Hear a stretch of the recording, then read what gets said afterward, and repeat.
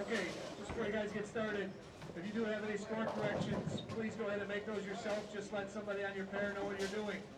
Not everybody has a D, so if there is not a 7 on your pair, please blind out the D for this game. If you need help with that, let us know.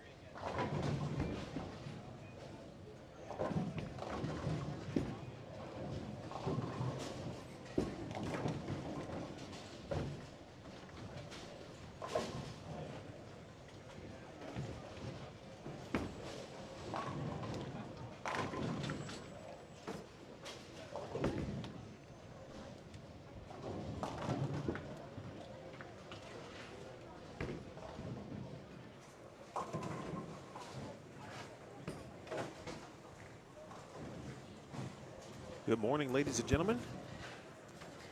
Welcome inside the Elite Stream booth as we bring you the live coverage. This week's Elite U Tour, I should say this month's Elite U Tour event. My name is Emil Williams Jr. Pleased to be here with you. If you can hear me, please let me know. Certainly appreciate all of our live checks, if you will.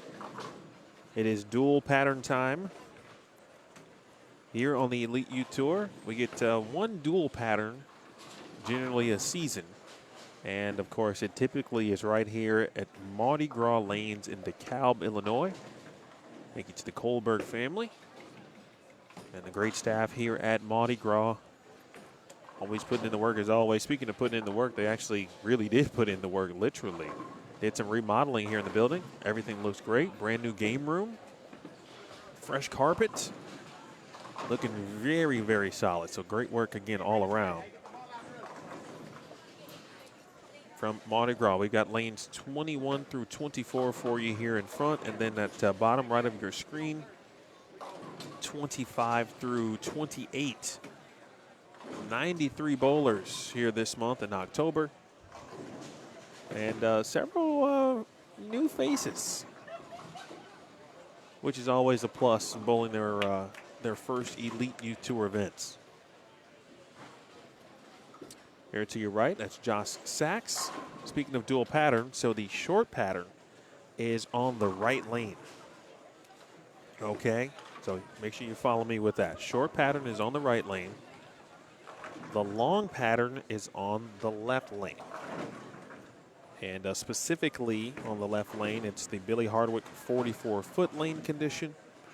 And on the right lane, it is the PBA Viper 36-foot lane condition.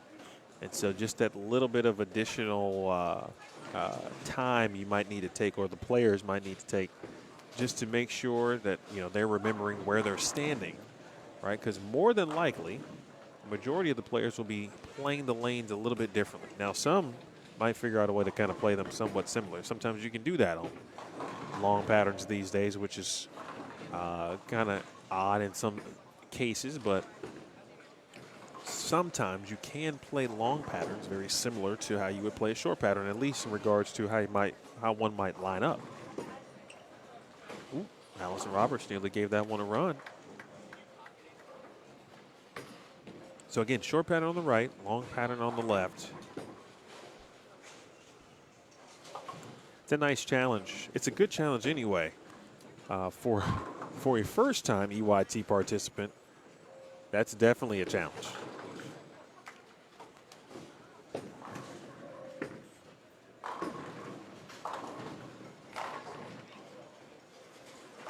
The Paulus family is also in the building, and not only in the building, but apparently watching online as well. I'm gonna believe, or lead myself to believe, that because I saw one parent, the other parent is watching online. Or dad really wants to watch Brian or Tyler in person and online, which is okay, because we'll take that view either way it goes. We'll take that additional view. Good morning to Melanie, saying good luck to Autumn and Madison. And Linda is watching as well. I think Chloe is, I thought she was going to be on 27, 28. She might be on 29 and 30. It looks like, of course, our U23 division down there. Okay, Mama P is at home. But from what I understand, Mama P will be making the drive this way tomorrow. Speaking of drives, it was a little bit of a lengthy drive for the president of the Elite U Tour. As we welcome in for the first time, always good to see him and chat. We can discuss today's challenge, none other than Riley Smith. Riley, how you doing this morning? It's a great morning. It's going to be a beautiful day outside. It is going to be a beautiful day, you're right. And it's a great day for our dual pattern EYT event. Happy to be here. Every day with EYT in our lives is a great day. You know, Riley, you always say that, and there's arguably never been a truer statement. It is going to be a great day. It already was a great day just because, as you said, it is Elite Youth Tour Day.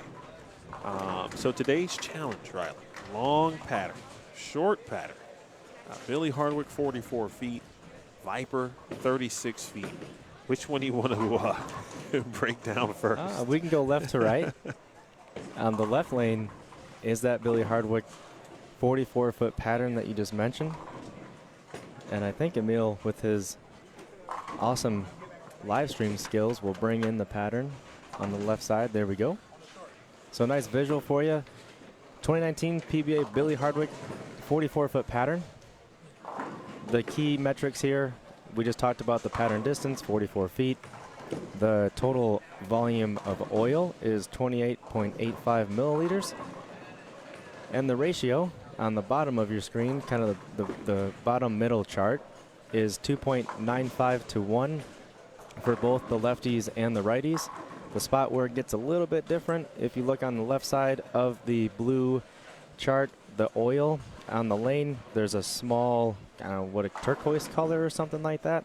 And that's the only really difference between the left side and the right side.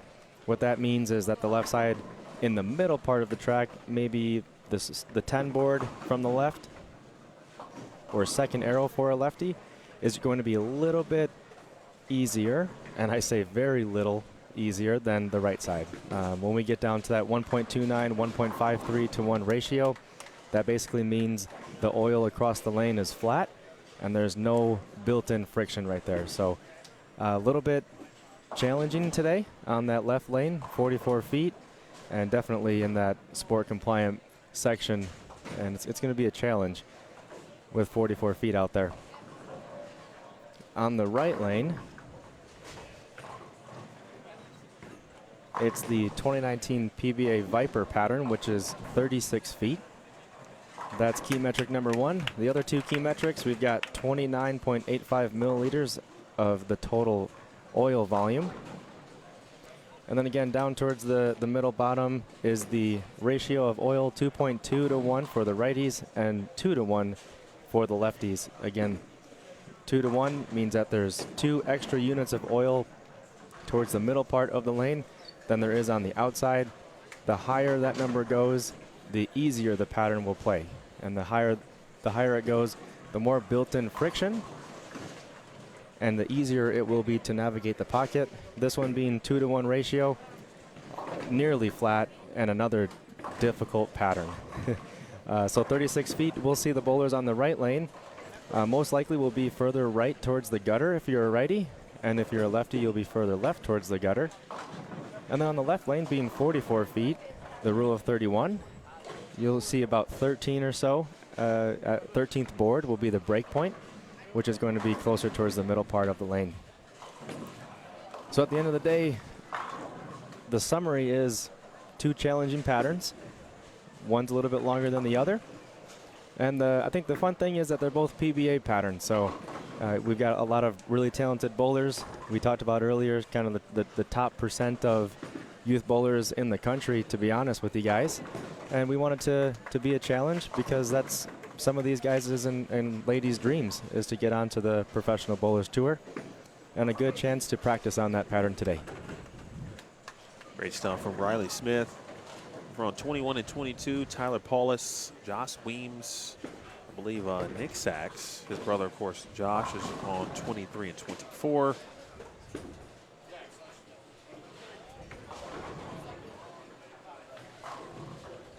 And at least one new face. I believe that is Mae Martin. She might be from Nebraska, if I'm not mistaken. She mentioned, or I should say, I heard her dad mention that this was the EYT. Essentially, was recommended by the Maxim family. Oh, great. Kara Maxim used to bowl these all the time. Her dad and parent and mom would bring her often. Speaking of Kara, she is now, of course, a freshman at Jacksonville State University, who are competing at the Destination Orlando Collegiate event.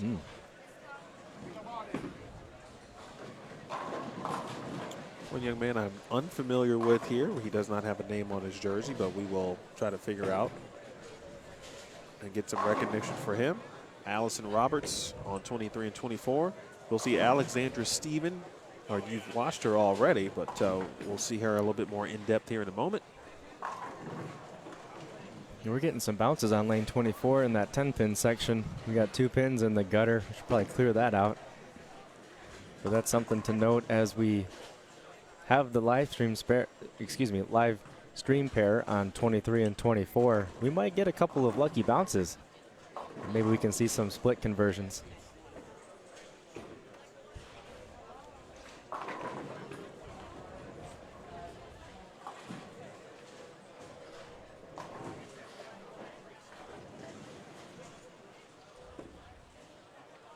So while Emil tries to help us out on 24, and there we go, we've got a runner down there taking care of that deadwood. As we talked about the patterns and the challenge that's going to bring to these bowlers, I think the number one thing here as far as challenge goes, other than the pure difficulty of the patterns, is going to be understanding adjustments and lane play between 44 feet and 36 feet. It's difficult. You've got 10 minutes of practice to try to get lined up on 2 different patterns, which is most likely going to be 2 different bowling balls and 2 different parts of the lane. So a lot of bowlers bringing a couple of extra bowling balls and equipment because of the dual pattern that we have today. And that's something, maybe using a stronger ball on the left lane, for example, and then a different type of bowling ball on the right lane. You've got to remember, if I went a little bit high, a little bit light, what lane it was, what ball it was, what part of the lane were you playing. And that's going to be a challenge for these bowlers, a mental grind with that aspect of it. A big tip that I would give to these bowlers today on dual pattern is to take notes. Put that in a notebook, write it down, or take notes on your phone. However you guys take your notes, is just to remember, left lane is long pattern, right lane is short. Put the bowling ball, put the part of the lane that you're playing, and if you do leave a 4-pin, for example, that went a little bit high, put that in your notebook so you can remember on the very next shot and avoids any confusion or mental blocks.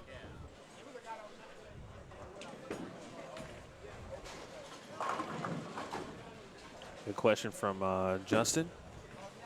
First of all, hello, Justin. When does the season start, by the way, Justin? I know November is quickly approaching, so I'm sure it's soon. But no lane talk here at Mardi Gras. But that is an upcoming project for Mr. Colbert. So we'll try to keep you updated as possible.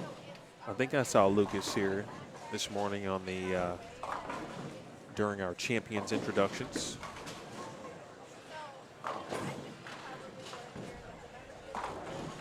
Riley, you may have talked about this before I had to step out, but I'm curious your thoughts on how to remain mentally involved when you're juggling basically kind of 2 different approaches, if you will, on lane play. Yeah, just kind of ran through that as well. All good, all good. I figured you did. A kind of a summary version of what I went through is my biggest tip is to grab a notebook or your phone and your notes on your phone, however you take your own notes, to remember and make it easier on your mental game. It's already going to be a grind with just the pure difficulty of the patterns, but take a notebook, write down the left lane, write down the right lane so you don't forget what it is to begin with, and then what bowling ball you're using, what part of the lane are you playing, where are you standing, and then a couple of your key shots. So maybe you left a flat 10 pin or you went a little bit high and left a 4 pin if you're a righty. Write that down in your notebook so that you know on the next shot, let's not forget, we've got to adjust, make a move because the ball hooked a little bit, but only on the left lane, not on maybe the right lane, for example. That's my biggest tip. Take notes. Save yourself from the having to remember and forgetting something on accident.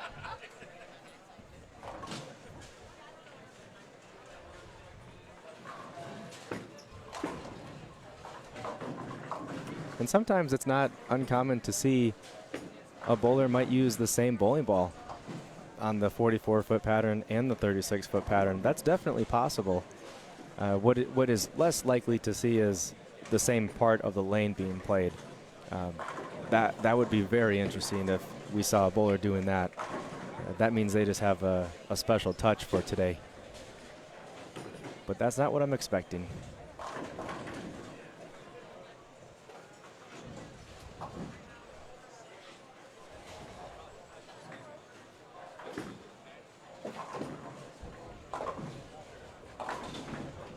The entire, I believe, Santali's family bowling today. Bowl metrics, let's get you that link. That'll be your place for standings throughout the day. Of course, updated in real time.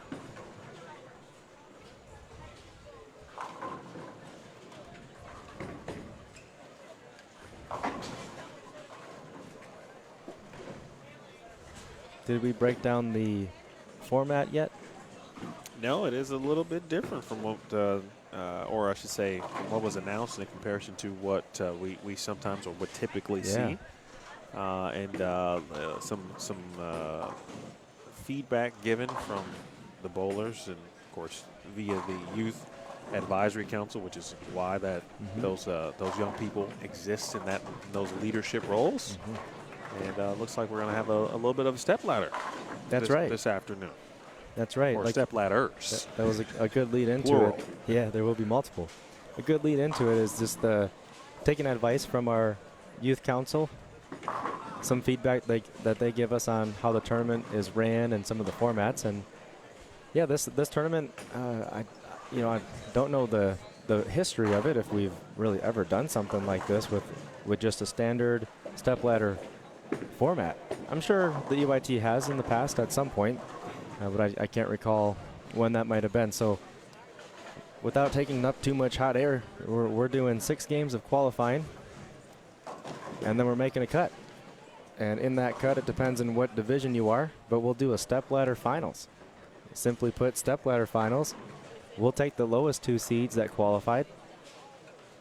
Say it's the top 5. So the number 4 seed, number 5 seed, they'll bowl each other in just a 1-game match.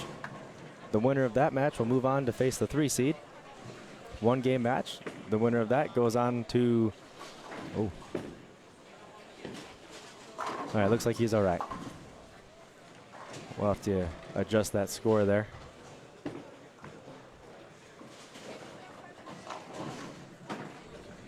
So the 3 seed bowl the winner of the 4 and 5 seed.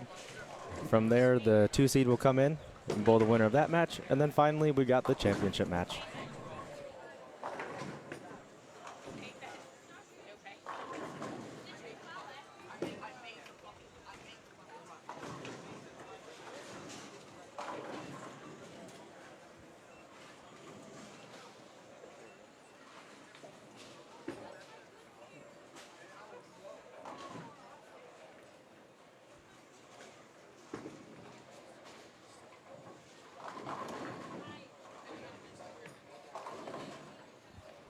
Well, you never want to see that. Looks like everybody is all right, but there's everyone double checking to ensure that no additional dressing was on the lanes.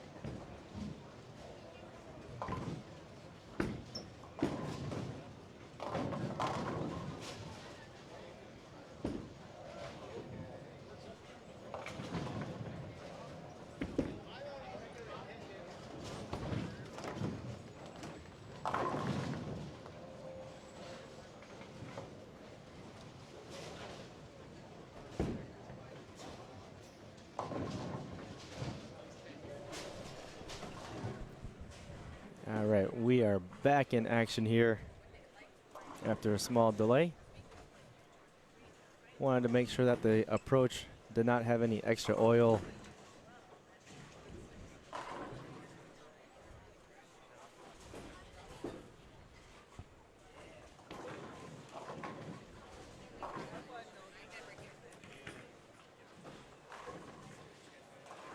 So we were getting into the discussion about the format today. So again, it's 6 games of qualifying. We are in the middle of game number 1. After 6 games of qualifying, we will make a cut for stepladder finals. That is different than our normal Elite Youth Tour Eliminator finals. In this case, we'll have 1-game matches, the top 5 from the U18 girls and the U18 boys division, the top 4 from the U15 girls and U15 boys, the top 3 from U23, and then the top 2 in the U12 girls and U12 boys division. So those with more than 2 in the cut line, the lower seeds will face off each other, 4 versus 5. 1-game match, the winner will move on to face the 3 seed. The winner of that moves on to the 2 seed, and then the winner of that goes into the final match to crown our champion. Still very exciting format. Plenty of matches will come down to the final frame, maybe even the final ball, if we're lucky enough. But that's a new initiative to change things up a little bit. We've stuck with the Eliminator Finals format for quite some time now. And with feedback from our youth council, we're going to change it up a little bit. And maybe, just maybe, we'll have a kind of a menu of formats that we can try out and try new things. So keep an eye out for that. More to come, but there might be some fun new formats that we try out. This format is more standard in our PBA and PWBA formats.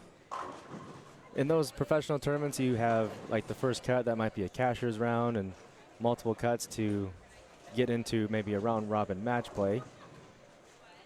But the finals, like the TV finals, will be the top 5 in a stepladder format. So good practice for these bowlers to take a step into that type of format.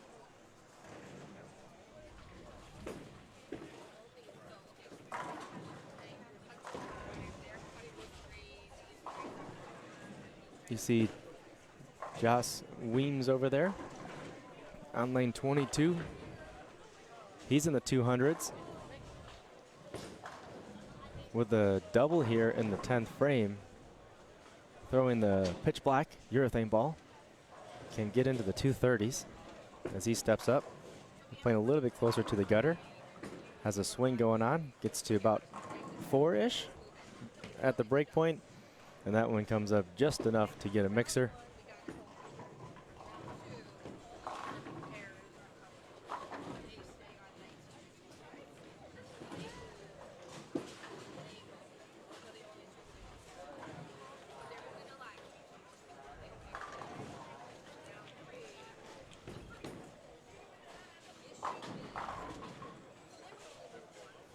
And he closes out with 3 in the 10th.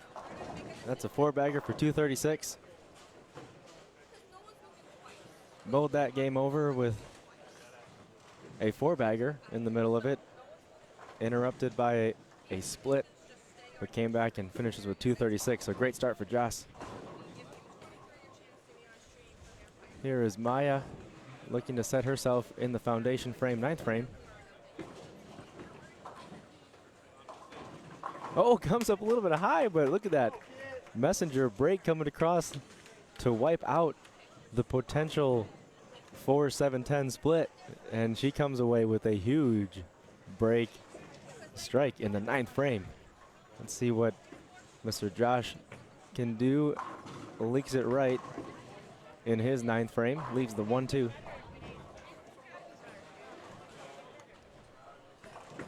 And the frame within a frame we've got in the bottom right-hand corner, you see some U23 action. That's on 27 and 28. They are closing out their first game. We had a 235. I missed who that bowler was. Right now we've got Spencer Brunzema connecting with a double, 9th and 10th frame. Next to him is Braden Kidd. He's won a couple of EYTs recently in the U23 division.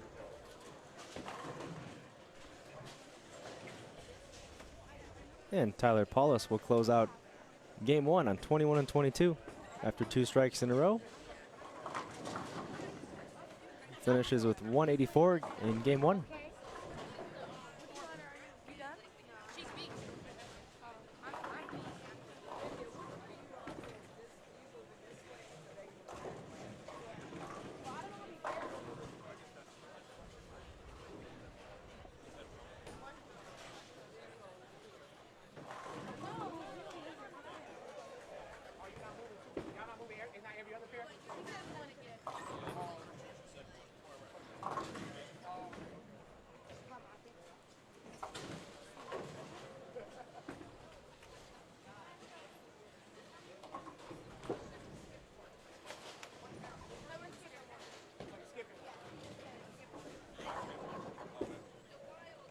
On the left lane, 23.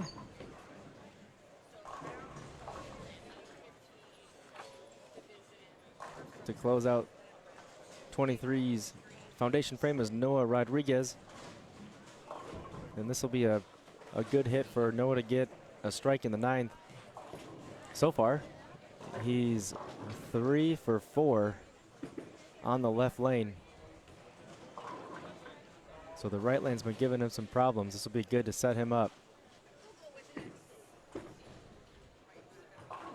Oh, it was a good shot. I liked it. It was a 4-pin. So it came up a little bit high. Might have been time for him to move. Well, a good shot. Leaves a single pin. And come back with a spare here. That was Little coming away with a strike in his 9th frame.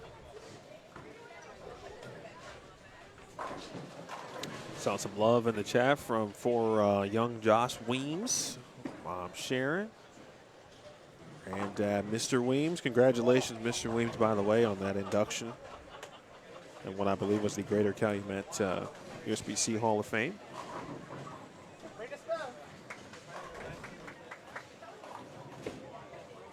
Thank you to Carla Brown checking in as well.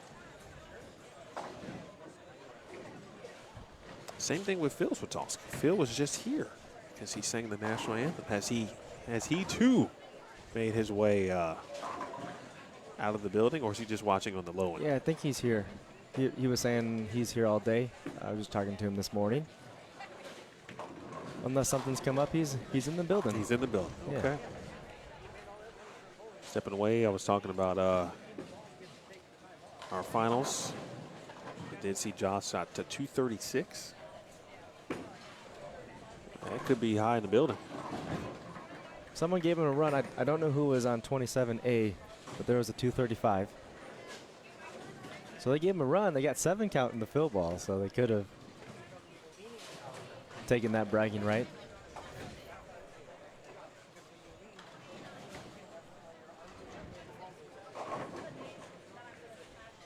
Nakel Butler putting together a very nice game.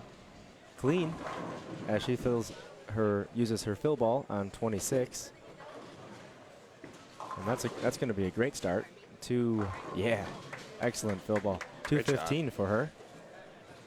And she's showing some pride there, doing a little dance off the approach. That's awesome. A clean game. You know, that might be, you said Joss had maybe the highest game, but she might have one of the only clean games in the house. That is not easy to do with the dual pattern. Yeah, that is Nay Kale. Oh, Nay Kale. Okay. Yeah, Nay Kale, and her dad, Mike, got a chance to know him, meet him a couple months ago. They've been to about probably 5, 6-ish events, I think. Yeah, I've seen them around, especially last few events. Nice start.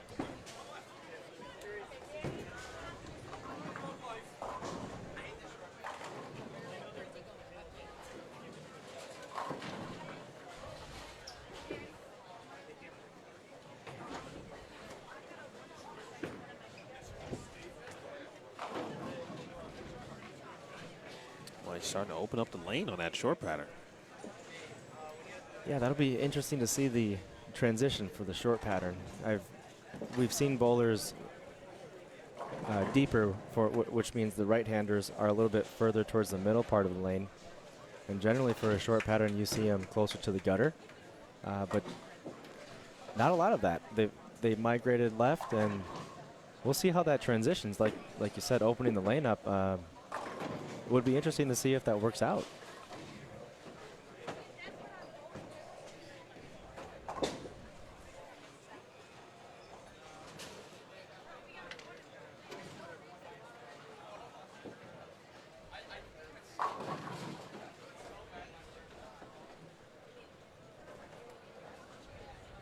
You can see the early frustrations there from Allison. She threw 2 really good shots in the 10th frame, specifically on the long pattern. And something to keep in mind with our 6 games of bowling, our bowlers will finish 3 games in the 10th frame on the long, and 3 games will finish in the 10th frame on the short pattern.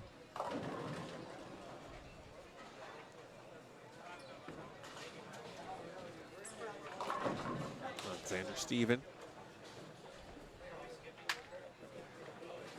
Certainly a makeable. She might be just about 3 or 4 boards too far left at the moment on the short pattern. It's spare though. They got to get comfortable with that gutter, generally speaking, on short patterns. Young Frank. We got a lot of deadwood on our pair. 23 and 24. Yeah, I mean the 10-pin side, it seems to be bouncing, and I'm kind of hoping that it leads to some magic if a split were to be left. So 2 weeks ago now, I was at the Midwest Youth Main Event put on by the Youth Bowling Scholarship Foundation in Waterloo, Iowa. Congrats to a wonderful group of people there. Brandon Steen, Rush's dad, is part of that group, and Rush did make the 710 on the live stream. And I think I saw it on Facebook. I think I saw it somewhere. And so we might, you're right. I mean, hopefully that would happen. That's cool. So I can't remember the number, but PBA telecast, there's a handful. Correct, yes. I don't remember either, but yes, it has happened. How many are on Bullstream TV? 1 to my That was it, huh? that I saw with my own eyes. We had another one. I don't know if you were at the event, and I don't even remember where it was or who. It might have been, was it Luke Swatowski maybe? No. It was Sebi Vetter, and I don't remember. Oh, you're right. Event. 2. Yeah. 2. So we have 2 of them. That was at the Battle Royale. Battle Royale. Yes, 2. So 2 in 2 months, or 1 month. You're right. That was October. Yeah, 1 in September, 1 in October. So we're on a string right now. We'll take that. Back to back. This group, the last to finish up. Young Noah will take us home for game number 1. We are bowling 6 games. They're one of the few with. Oh no.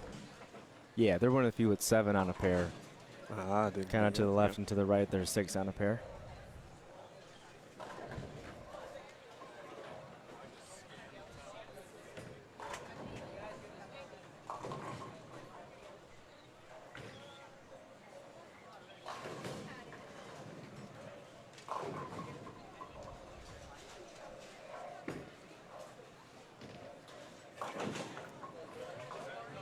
Get a good look at just how short the 36-foot pattern really is. When you do make a little bit of a miss left, it does tell on you immediately.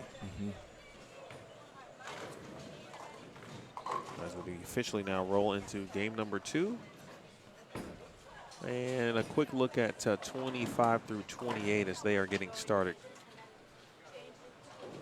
But we'll get back to 21 to 24. Because Spencer Malloy has brought his A game today, and I'm not talking about bowling. As you can see, maybe bottom right of your screen there, it's his first EYT, but he, he didn't mess around. He came ready. I like the confidence. I mean, it takes some confidence to just come out and say, hey, first event, this is what I'm bringing to the table. Yeah.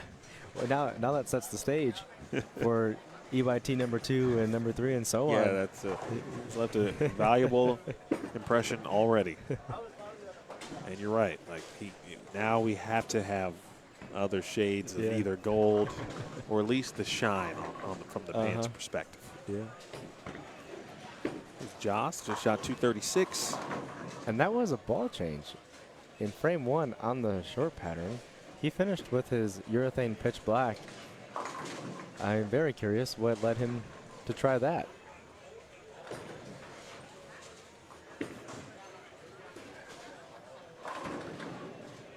Shot there from Mae Martin. We'll see Leah Basevic, who is just on a nice run.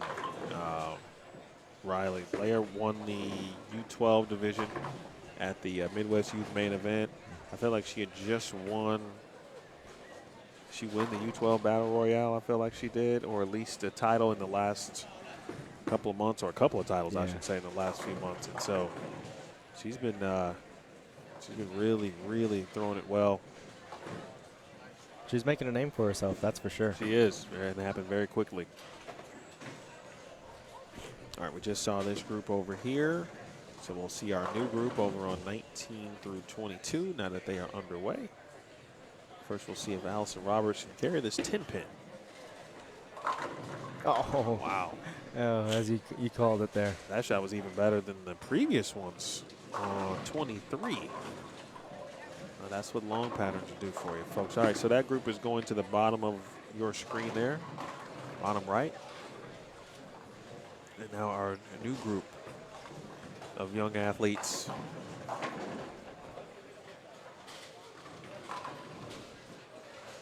Seeing some Lane Tech jerseys, which always makes me proud and happy. So does Coach Perez, of course, because that's one main reason he's watching this morning.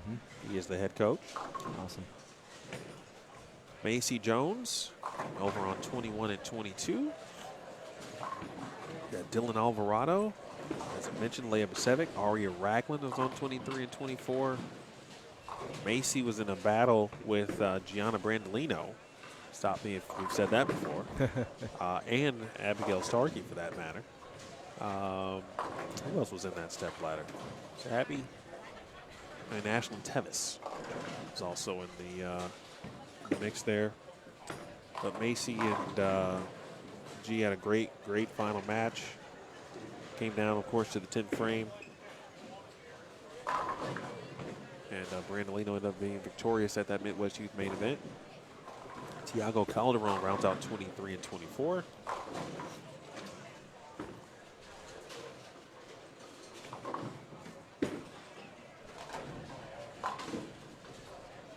So there is Spencer on the left side of your screen, folks.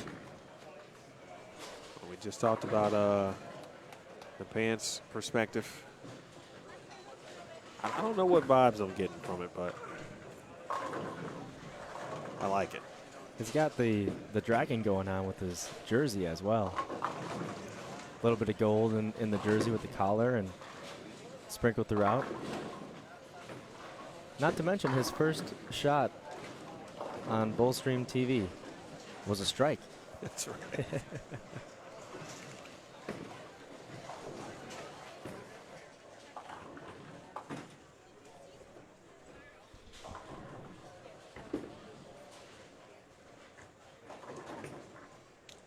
Well, if you haven't already, do us a favor and drop us a comment and give us a share on your Facebook here. A great opportunity for your family and friends to maybe see the bowler that you're watching, your family member potentially, or just some of the greatest youth bowlers in the country. We appreciate you guys' support. Speaking of players, just saw Norray Jones, who I remember when she was literally a baby. I know her parents very well. Her mom is in the back here watching. We're at that point where we now know young athletes and maybe probably either knew them as toddlers. It's crazy. It's great, actually, to see the progression all the way to this point.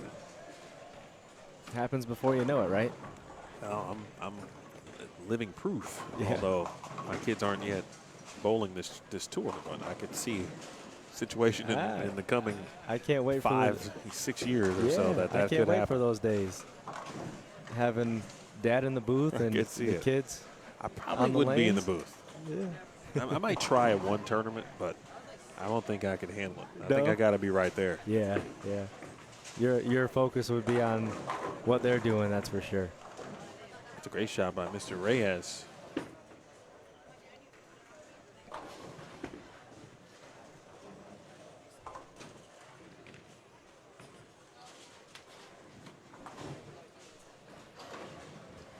Isai Reyes. Again, another example, Riley, of somebody shaping the short pattern here. That was a very good shot, and just curious to see if it continues to work right there. You know, what happens if there's a slight miss left, if there's a slight miss right, or is that really a preferred spot on the lane right now? Is that where the miss room is? I'm curious to see.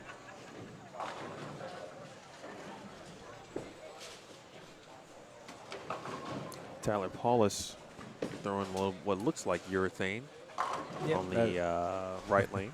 IQ 78. On 26, it was a good shot from Alvarado.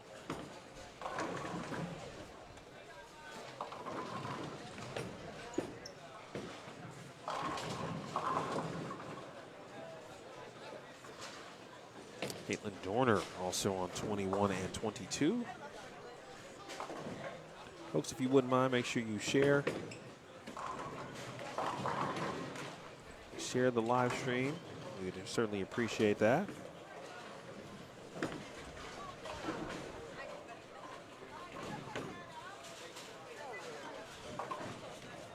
Riley, if you had to choose or had a favorite or preferred of one of these patterns, which one would you prefer to compete on?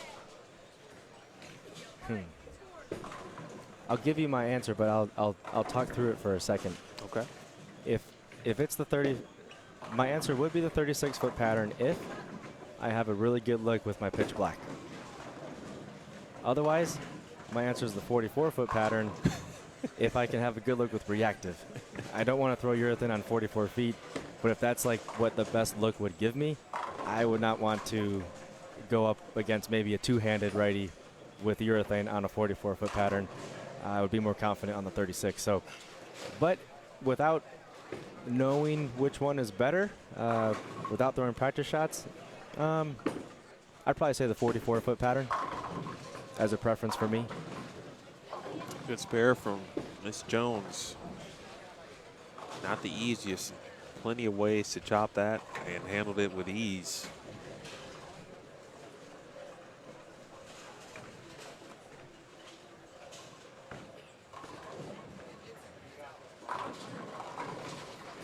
That's a rare miss there from Macy Jones, but again, he missed on the short pattern. Now, she was very lucky to leave a single pin in that situation. I'll take that. Good morning to Miss Vetter, by the way. Take a flashback to your bowling days and back when you were in peak bowling competition. Yeah, what was my phrase I always use? Prime. Yeah, prime me. Yeah. What do you think? 44 feet or 36 it's feet? no question. Short pattern all day. Okay. Without a question. I like it. Oof. Reyes trying to double up there. Yeah, give me the short pattern. I want it to be as close to the gutter as possible. Nice. We had a college teammate at McKendree when I was going there. His name was Dylan Polanski. He went by Depot with the beginning of the start of his first name, beginning of his last name, and we called him the gutter god. He loved the gutter. He could play the gutter on a pattern that wasn't supposed to be playing on the gutter. It was always we could always rely on him on fresh, playing outside, playing the gutter. As all the rest of us were trying to play left, he was the only one that was able to play right. So shout out to Depot today on the EYT Bowl Stream TV.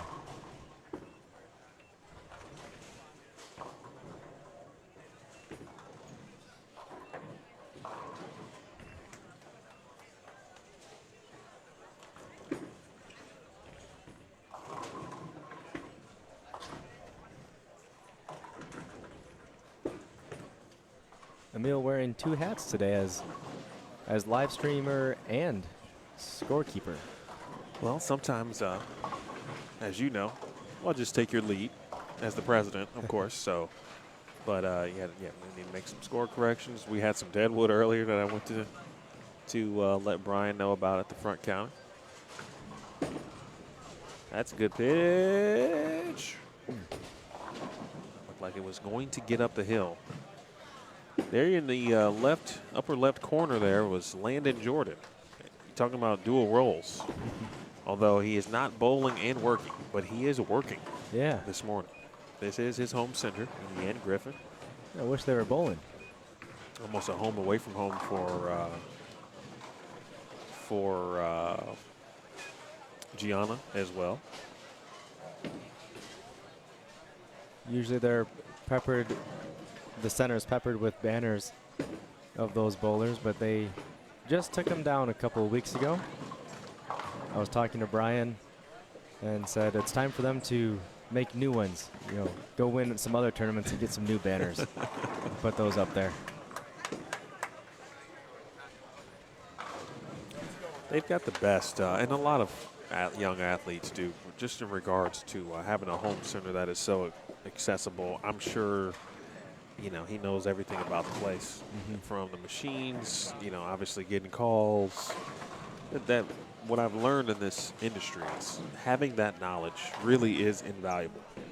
When you know about machines and making calls or fixing things in a bowling center, not just, you know, what you do on the lanes, but if you can help a center behind the scenes, if you will, as you get older, progress, you know, makes the transition easy. Maybe you want to get into bowling center management at some point, those kinds of things. Yeah, on top of that point, it helps grow the sport and bring in the next leaders of bowling. Maybe not the next leader on the PBA tour, but who's the next one that maybe will take the center on, or the next local center or someone's family center. And it's maybe a kid that grew up in a bowling alley, like you said, and that carries on the sport to another generation of bowling center management. Now that was a good miss left there. It was firm enough from Isai that it went Brooklyn at the right time and was able to carry. Good spare from Raglan. And now Macy struggling here early in game number 2. It happens. Trying to relax, going to right the ship a little bit.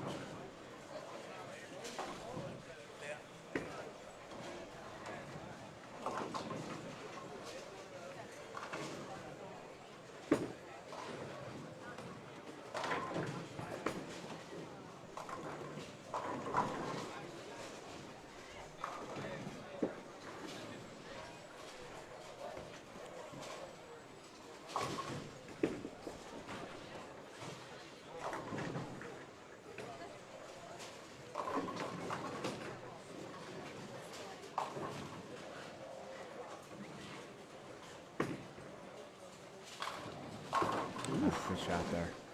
Ooh. Okay, Dill. See what you got going on. High school bowling season about to start for a lot of young athletes here, which means we won't see some of them actually for a while. Oh, good break there for Joss. And that could be a reason for our nice turnout today. 93 bowlers. Happy to see that. It's a big one for us. Other than the Battle Royale, which gets a big turnout, this is one of our largest ones. But like you said, as high school comes around, they have their own high school tournaments and things like that. We will miss those bowlers, unfortunately. Yeah, there is a there is a rule in place regarding the number of events one can participate in aside from their high school season.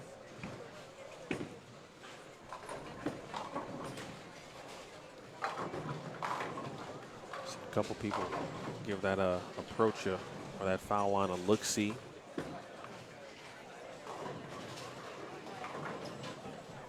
Pacific will take that. Oh, 4-9. Gets out of there for Nick Sachs.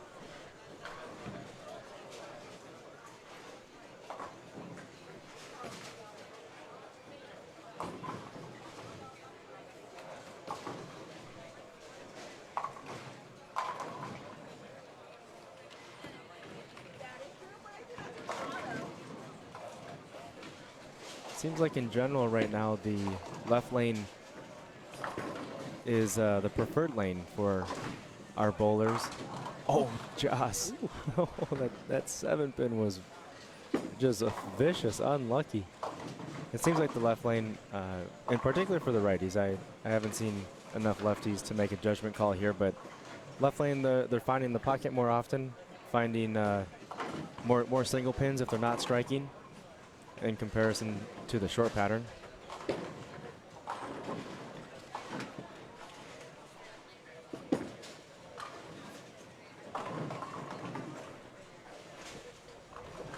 Let's see if Dylan can bounce back on the right lane after a really good fourth frame on the 44-foot pattern. He's gone back-to-back 3, 6, 9, 10s, which is not an easy spare to make by any means. So a couple of high shots. Let's see. Oh, that one's tugged left. Still finds the headpin, leaves the 5-9. So he's got the left lane down, but that's the challenge today. Trying to get both lanes down at the same time and putting a double on the board. Otherwise, you could see spare strike, spare strike.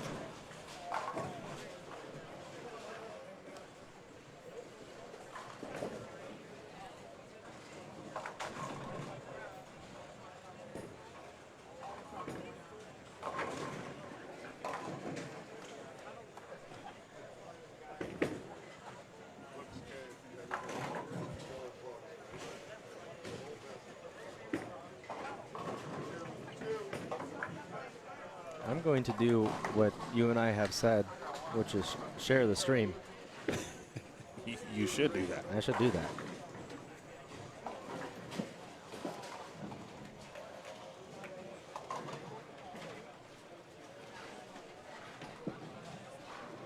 Now that game one is officially in the books, folks, again, Bowl Metrics is your place for standings.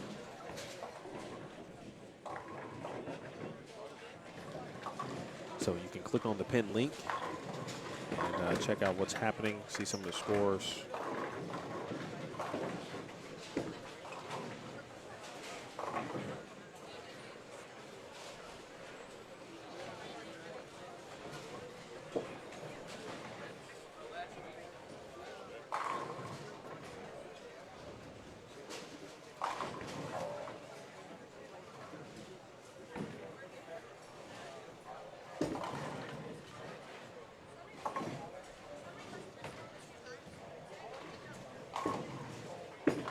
Again, dual pattern. This is game two if you're joining us for the first time. Long pattern on the left, 44-foot Billy Hardwick pattern. On the right lane, on each pair, 36-foot Viper pattern, also at PBA lane condition.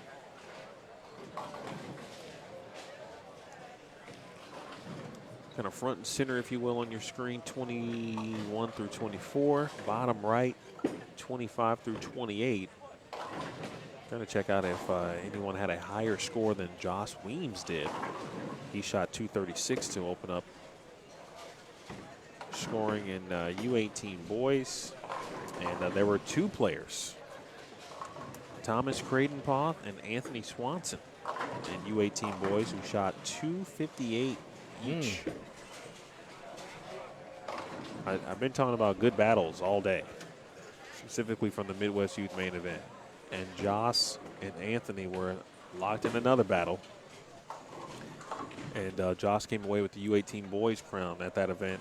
It was a rematch from 2 years ago when they met in the U15 boys Awesome. title match. And Swanson, who had won the previous 2 U15 boys titles, of course, he moved up in division and was trying to win for the 3rd consecutive time, but in a different division. Really good stuff a couple weeks ago in Waterloo, Iowa.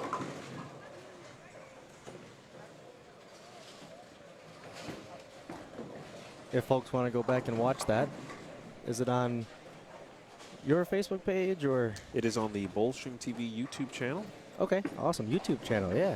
And check it they out. can absolutely go back and watch all of those moments. Nice. There were, it was basically formatted in a battle royale-like format.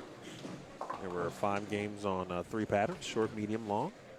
And, of course, 4 stepladder finals. There were only 4 divisions. Tiago. He's playing close to the gutter at the laydown spot and playing very direct and straight, almost pointing it towards the pocket right from the edge.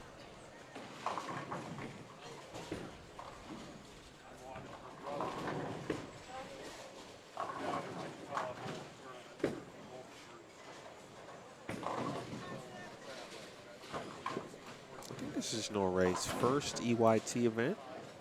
Yeah, welcome in. Welcome to the EYT. Yeah, as I said earlier, too, it could be first EYT event is always going to be just a little nerves and just want to get settled in, get comfortable.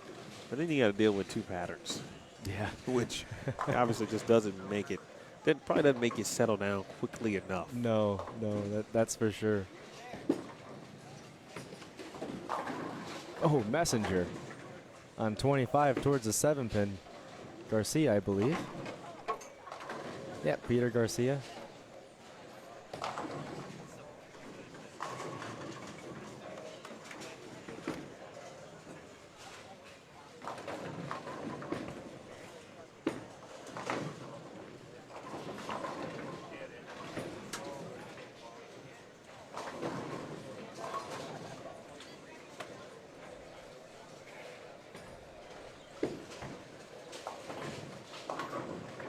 Oh, mistake by Joss in the 9th frame.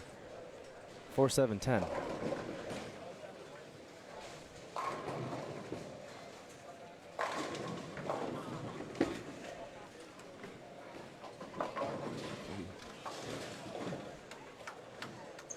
It's a good break there for Raglan. Her first miss on the short pattern. 3 strikes in a row prior to that. And she will look to stay clean. Let's do it.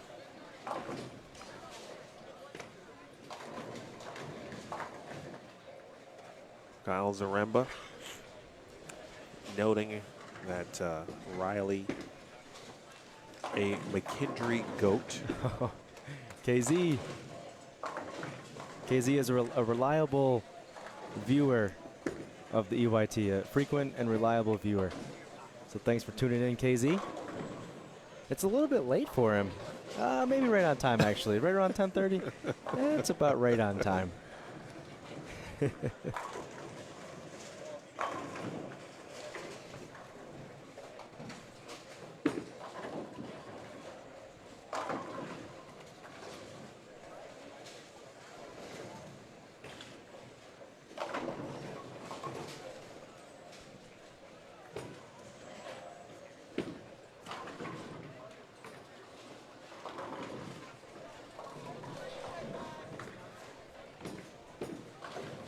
Did you say a couple frames ago it looked like the left lane was the troublesome one? Which one? I was thinking left lane is looking more Better. favorable. Gotcha. Yeah, not easier, but just more favorable. Finding their way to the pocket a little bit easier and more makeables on the left lane. It looks like to me, for those who are playing the shorter pattern and trying to shape it a little more, that seems to be, while good, when you can execute it properly, it doesn't seem like miss room, as we talked about earlier, is there. And it does, from that perspective, those who are playing the shorter pattern a little straighter through angle-wise.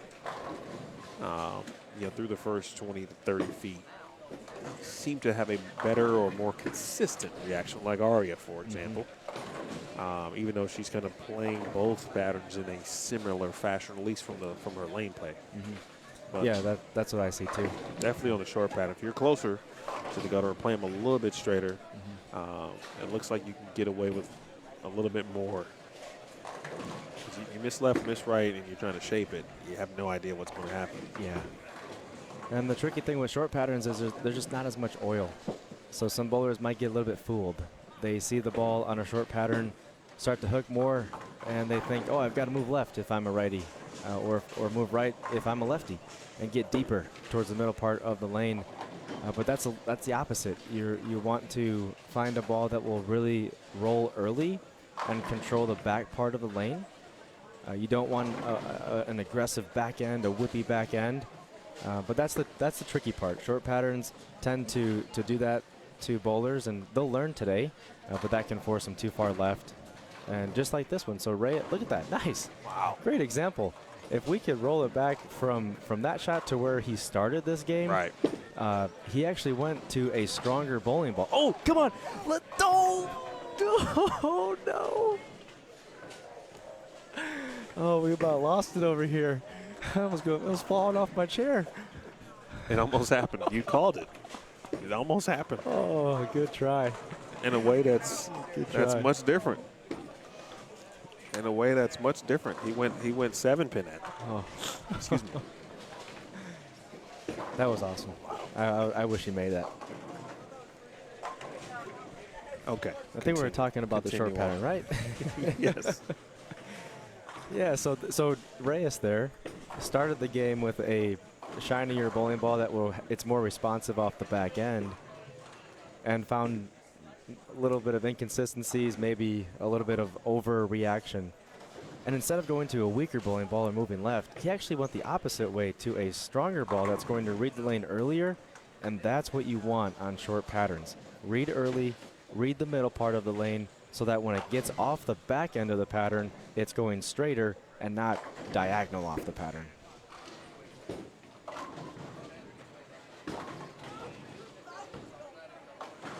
So what do you call it when we know what the announcer's jinx is?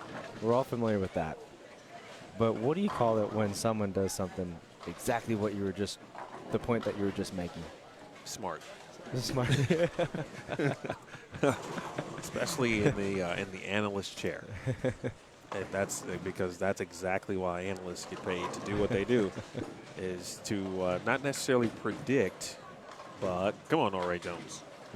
Not necessarily predict, but in some ways certainly make predictions. But realistically, you would want to describe or give your opinion on what you'd like to see, and if you see it, say, as you just said, this would happen generally speaking if bowler X did this, and then he did it. So you're smart. Oh. Your experience is shining through, as it always does. The funny thing about that too, though, is I recall making the mistake, even though I was really good playing them straight, but I did make the mistake every now and then of going to a weaker ball, as opposed to moving up in cover, if you will, or core, and throwing something stronger. Hook a ton. The worst place to make that mistake, by the way, is junior gold. Yeah. Which is where I made it. Oh yeah. I'm there. I'm right there with you. I remember it vividly. I was throwing a high road. Oh no!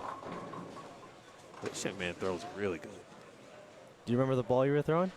Kind of like vividly remember? Or you just remember that was a mistake that you were making? I think I threw a Sonic X. Pretty sure it was a Sonic X. Nice. Mine was a high road. I'll never forget it either. It was like in that moment I knew. I didn't even know. The bowlers that I was bowling with, some talented ones, just were giving me a look. Like, what?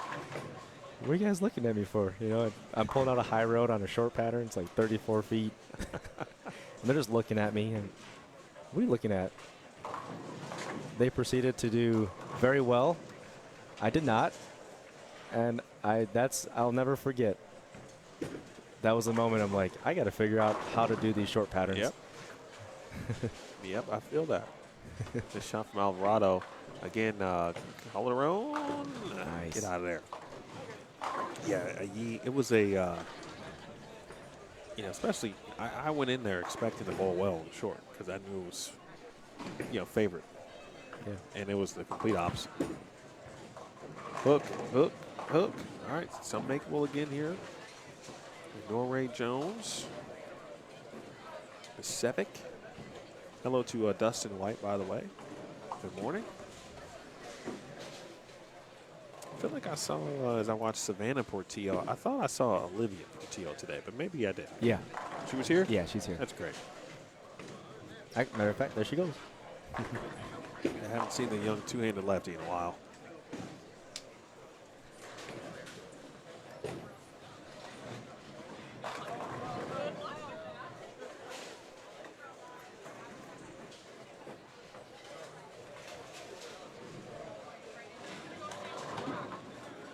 Well, can Reyes find a way to double here in the 10th, get himself into the 2-0s? I think overall, pretty solid game. Few 10 pins, one mismakeable. But he made the right move on the right lane. That looks good. Oh, didn't get the hit. Yeah, I'd love to see Reyes duplicate the 8th frame here. Absolute power. Yep, hit up on that one a little bit. We like to phrase it as made sure it hooked. That was one of those kind of physical game blips right there, but that's all right. You can make this one. It's a challenging one. We got a sleeper. Good spare. As a righty, we'll have to get this ball on the right side of the 3-pin to take out the 9. Nicely done. So young Frank Little down on 27 and 28. Nice double there, bottom right of your screen.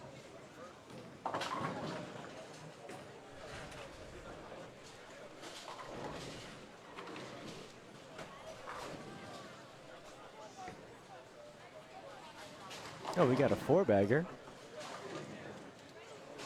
Second ball in the 10th. Yeah, I was trying to figure out who that was. Yeah, it's hard when we don't have the names on the jerseys.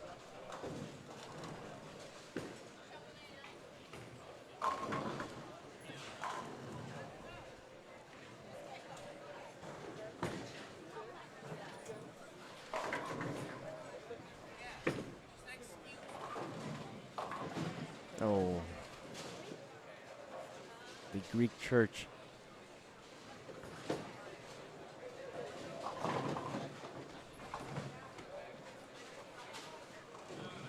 All right, Tiago, let's see a double here in the 10th frame.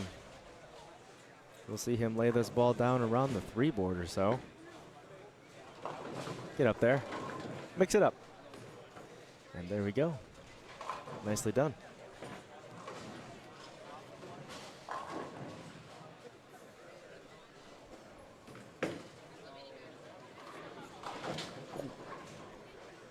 Good effort at the Greek church there.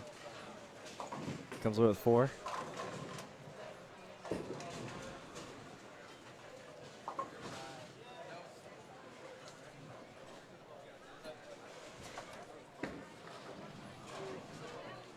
That looked pretty good too.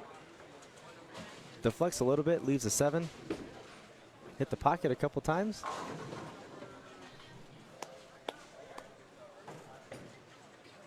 The cross and carry there for Norray Jones. I'm sure there's probably a lot going through her mind. It's one of those moments you just try to calm your mind as best as you can. Looks like she's moved a little further left, which is a good sign as well. Oh, that could be on point, Riley. That looked good. A little bit high. Leaves the 410. But she, like you said, that was on the right track. Can work with that one. Yeah, she definitely made a move left, which, you know, closer to the track on the longer pattern on the left lane. The old rule of 31 would tell you to kind of be around 13-ish at the break point. And she got there those last couple of frames. Keep an eye on her progress throughout the day. Alexandra Steven, doubles up on 27 and 28. And Allison Roberts did figure out a way to get the 10 out. She shot 221.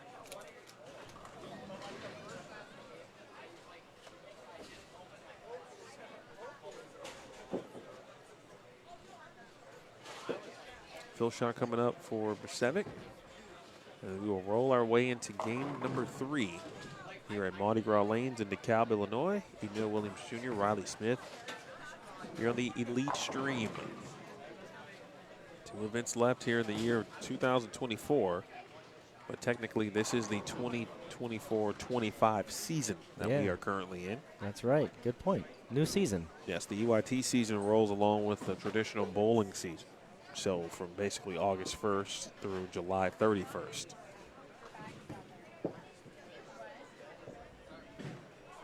All right, and there it is. Game 3 in the books. We'll use this opportunity to take a little bit of a break. Hydration is necessary. Yeah. And when we return, we'll have game 3. A new group of players coming over to 21 through 24. I've seen Lillian Smith now a couple of times here recently, and she's been fantastic every time I see her. Sebi Vetter, I know Mom Lori is watching. Speaking of Savannah Portillo, she's going to be on 21 and 22 also. All right, quick break. Back in a moment here on the Elite Stream, courtesy of Bowstring TV.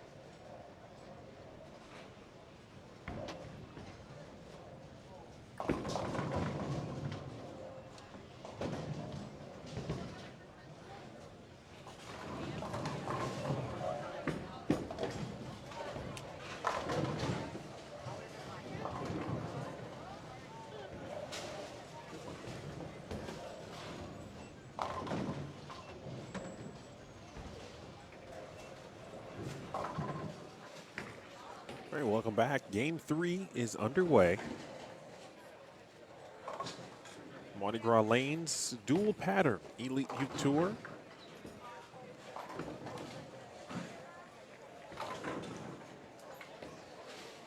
Lucas Drisdale. I wonder if his teammate, Isai Reyes, who was just on this pair, maybe shared a little bit of information. Curve in the purple is young Lucas. I got to tell you, I've said this before about him, but I don't see any weaknesses in his game.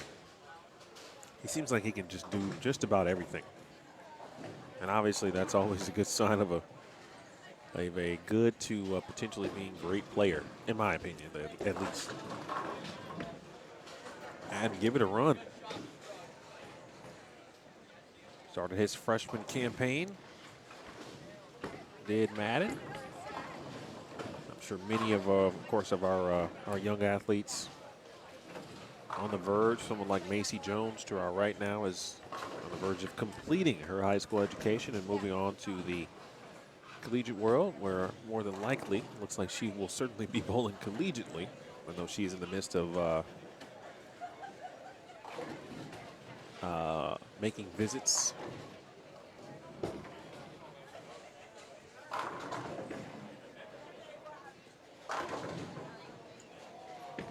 Tyrus Drisdale.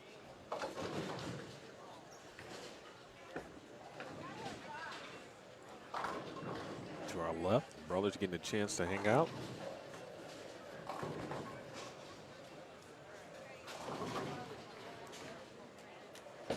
Always good to see Helen Lee in the chat. Helen, that's really a great question. I don't know if you can hear the answer though, so maybe I might have to save it. It's actually a very long story, so I might need to save it just for that purpose. But I can give you the gist of it, at least on the deciding factors. I might wait for Riley to come back in too, because I'm sure he would have some insight as well on how he chose to go to McKendree.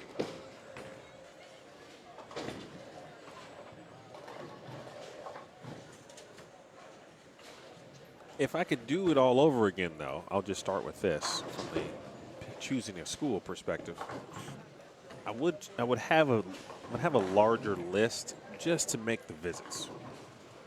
I do feel after just learning more about that particular part of the process, and getting a chance to go to each school more times than not, it might be on a significant day or where the big event is happening. You can kind of see a good portion of campus life. I would say I would love to do more, take more visits. But I'll get into the rest of that in a bit.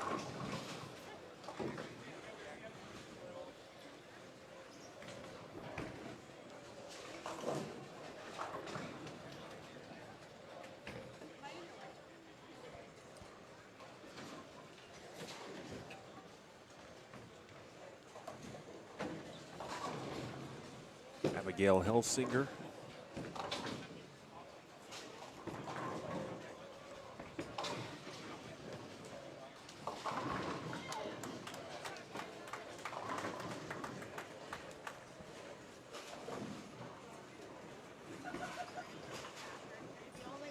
I believe she is a sophomore, perhaps at Rockford Christian Life High School.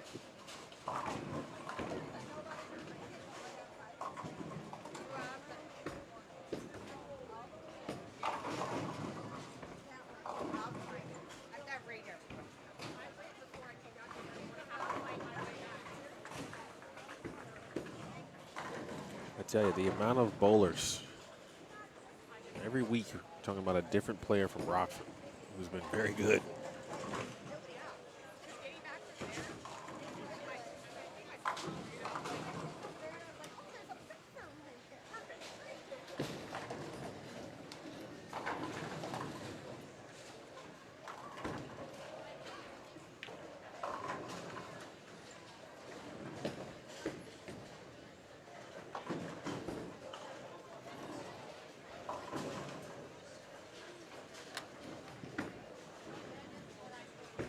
That's a good shot from Landon Rocco. We'll see Peyton Hecker here in a moment. Young Brett Biondo, Dad Vince is watching just behind me to my left. Here's Peyton on 23. And that left lane starting to come to a lot of these players here.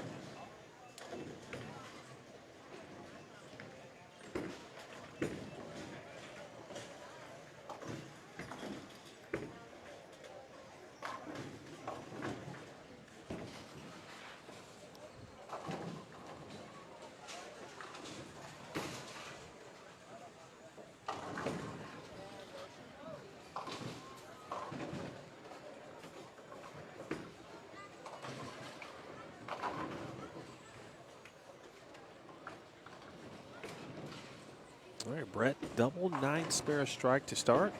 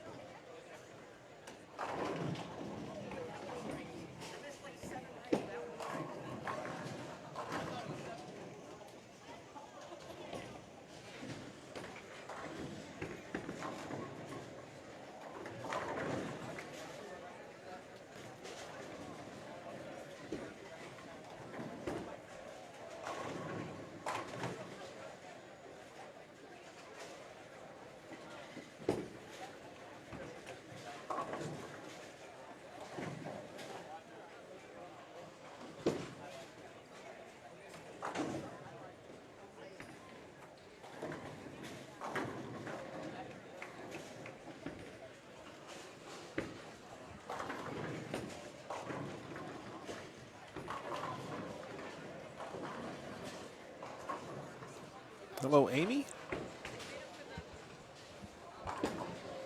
From Mr. Swatolski. Haven't seen Luke come across the, he had to start on the low end today.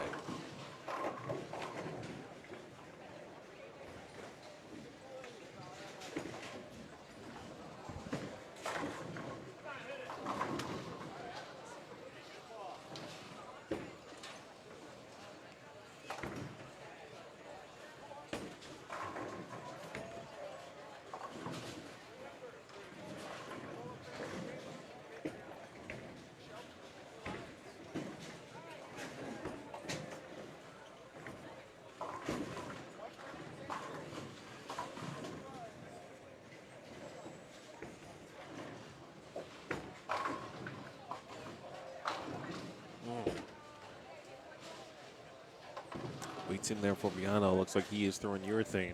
Got to pay closer attention on what he's doing on the left lane or what he's throwing on the left lane. One too many balls on the rack on 25 and 26.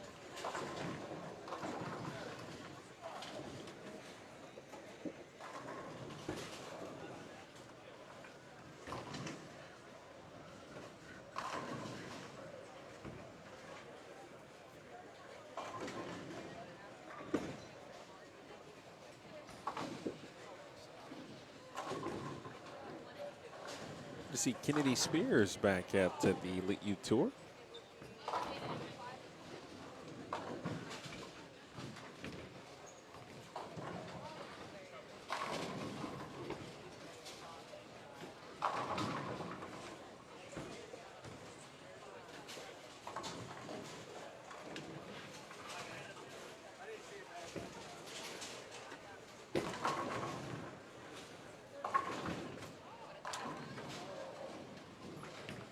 Starting to get a little interesting with this transition.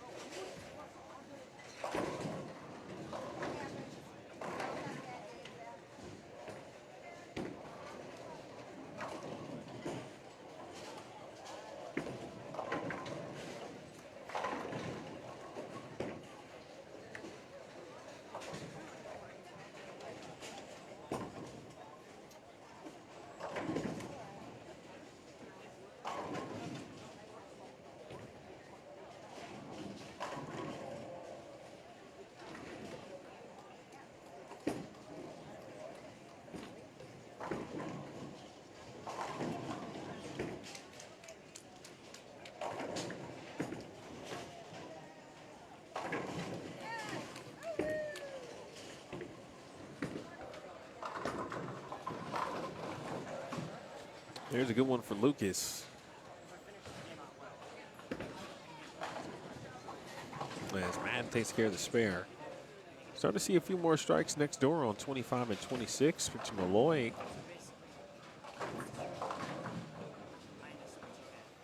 Oh, excuse me, I thought that was Spencer. Young Mr. Royals here. Spare three-bagger. And he's a 2-4. Caitlin Dorner, front four, and then fortunate open in the fifth frame.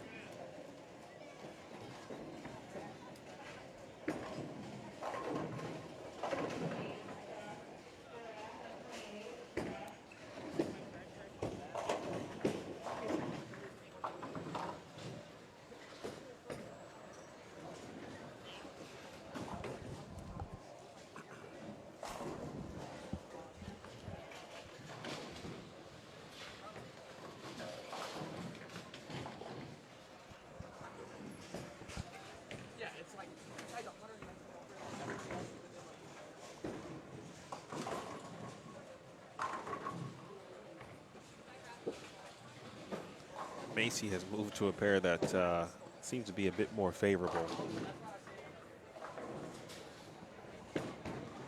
Macy Jones, that is. A-Rod, good to see him back. I haven't seen A-Rod in a little bit of a minute here on the Elite Youth Tour as well. But as Riley mentioned, we talked about with high school season set to begin here in just a few weeks.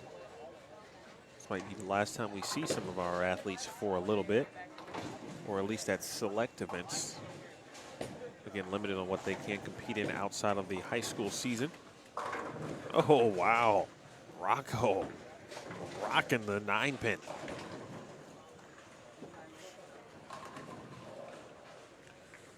Apologies too for the sniffles, folks. I feel like I say that a lot, and I have in the recent months. But man, I guess once fall hit, or really once school started again, we all know how that goes in regards to germs. That's got to get a little bit of help. Oh, and it gets a lot of help. How about that? That's a nice break for Brett. I'm seeing double 9 spare 4-bagger on 19 and 20. We'll take a look at who that is in a moment. That group's going to join us on 23 and 24.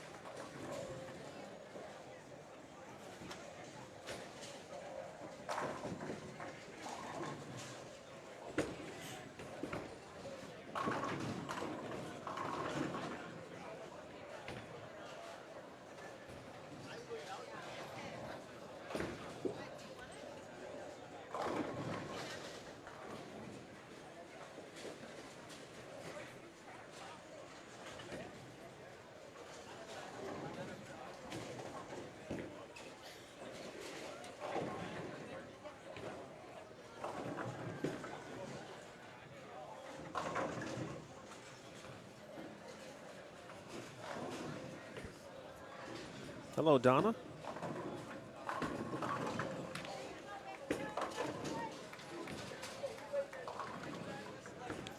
Rooting on Lewis Leadingham. That's a nice name.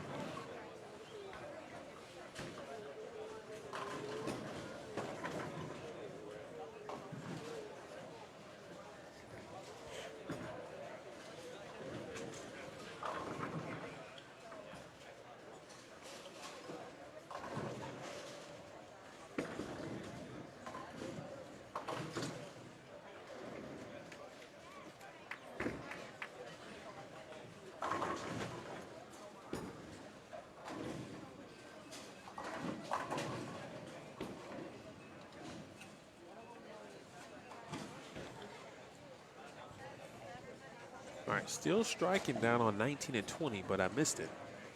I missed the player who is in action there. I'm seeing a few strings actually now on the lower end.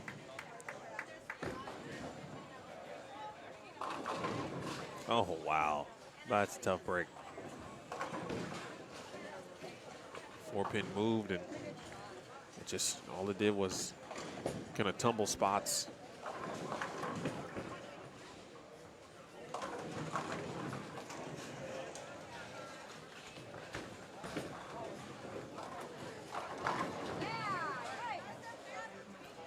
Zach bends over to our right. Nice shot at his cool black and green jersey. Sebi Vetter. Oh. There's a couple of spares on the short pattern, where Sebi's spare ball is kind of read a little bit earlier, I think. And not quite making it all the way where it needs to get to. Sometimes that does happen on the short pattern.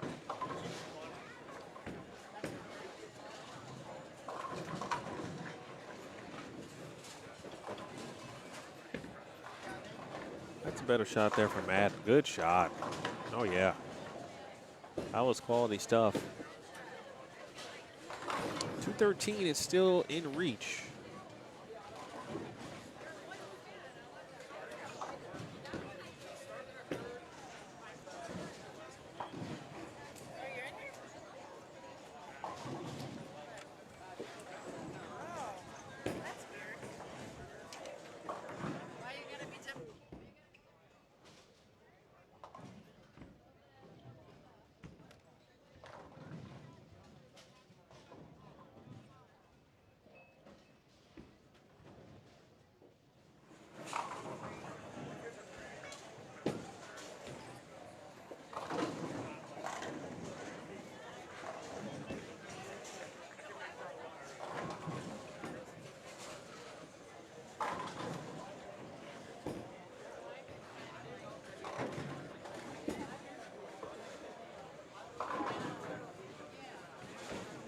Got strike, spare, 5-bagger.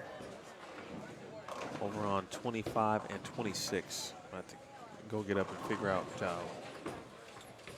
who that is.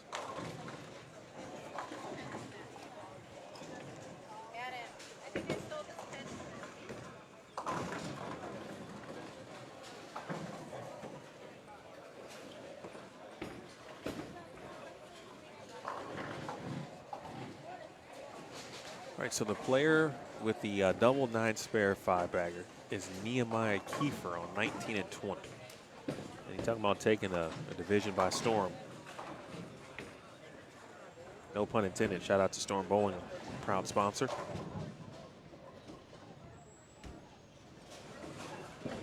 But Kiefer has been so good in the U12 division. Just threw a great shot, wrapped the 10-pin on lane 20. He's got 250 in his sights.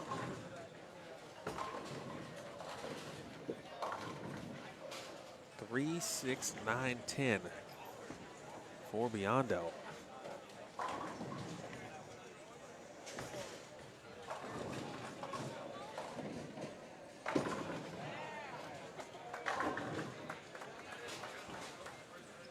Caitlin Dorner putting together a nice game on 25 and 26.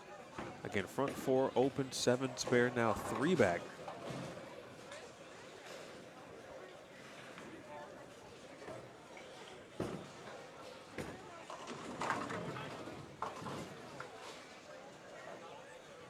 Nice little interesting way to make that 3, 6, 9, 10, but no one will ever complain about making that spare.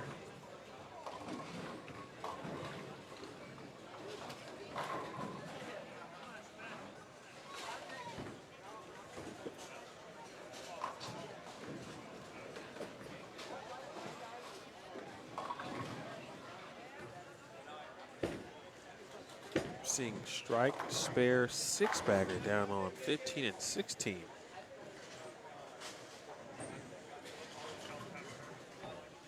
Well, starting to light them up are a few players here. Actually, that was Tommy Creightonpoth, and I think he's just been lighting it up all day. He opened with 258.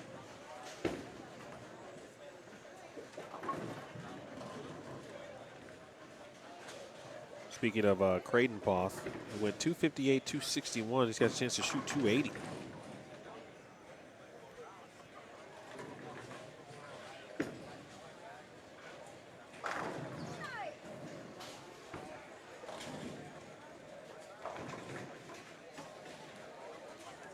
Would only get him to 799, but boy, how about that on a dual pattern?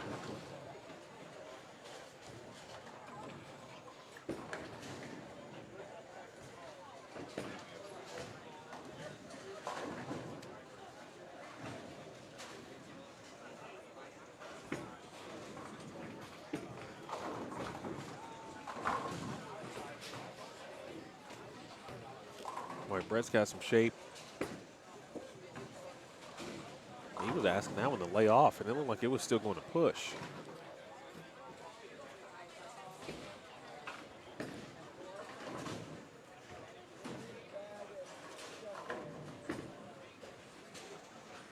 Quick look at Caitlin Dorner here.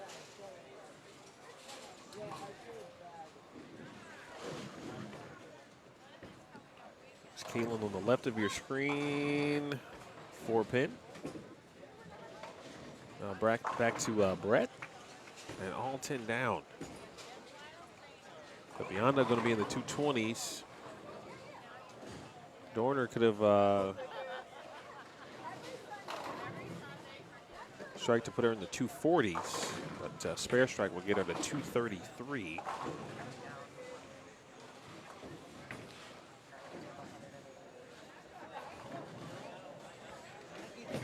Kiefer's going to be in the 230s. Talked about his hot start to this game.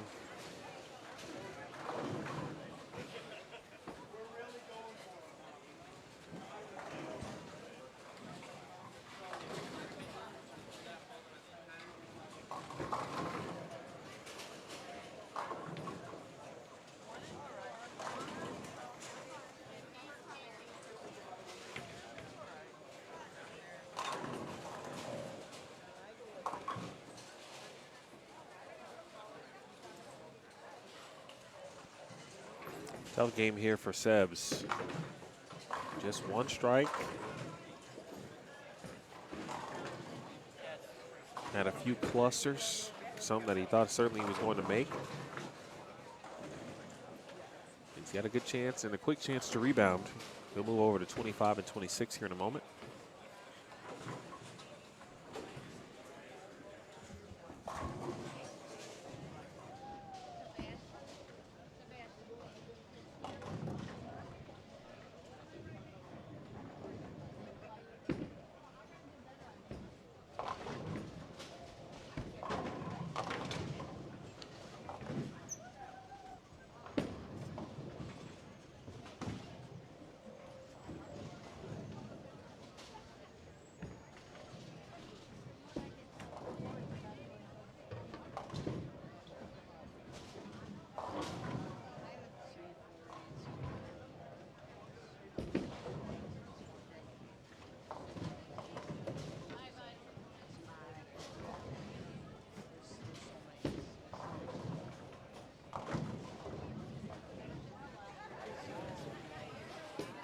Jacob Holste next door, I believe. Putting in the work. Left side of your screen, did not like that one. Not going to diminish what he's put together, though. 250 plus here.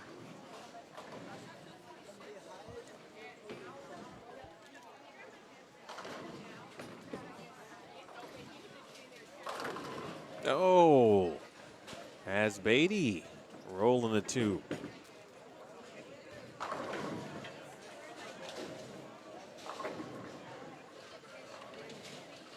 Good spare from Peyton. He's going to be in the 170s. Nehemiah Kiefer did shoot 246.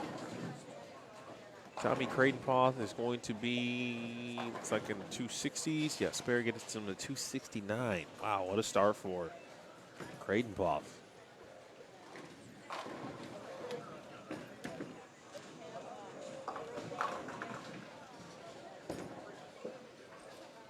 Peyton Hecker,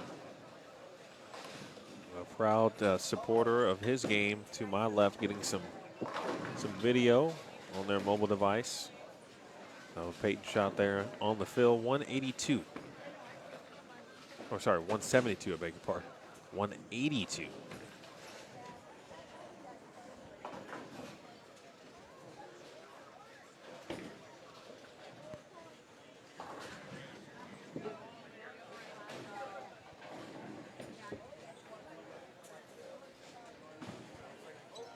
Creighton-Poth did shoot 269. 788 for the first 3 games.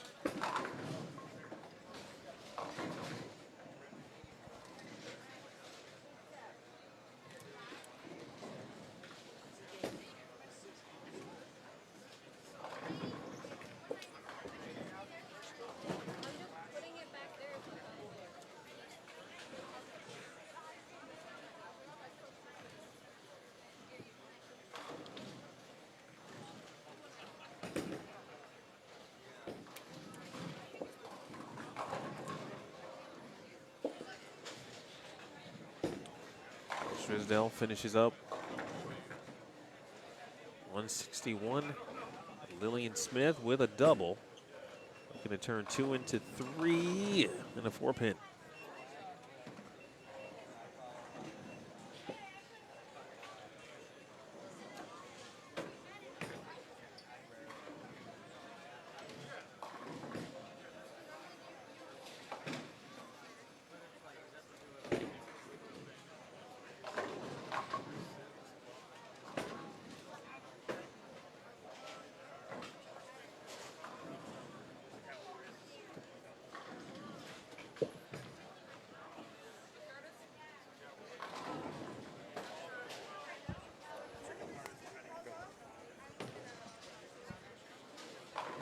All right, let's move over to 25 through 28. That group's still going down on 27 and 28 at the moment. Saeed. Reyes down there.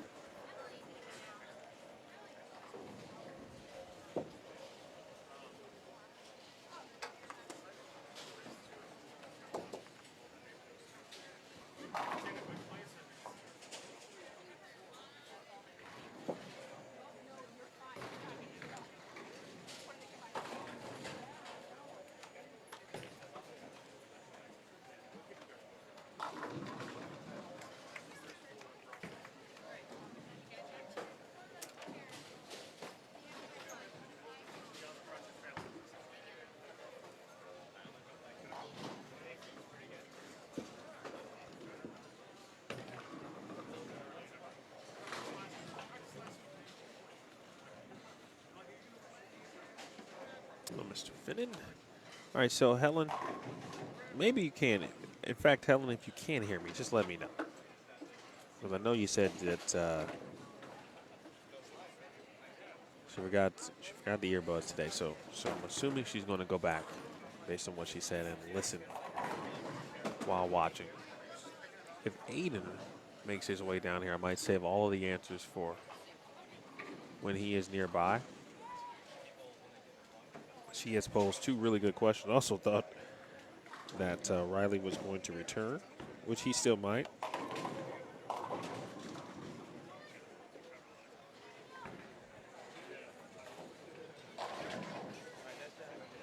And look, on cue, there is Riley.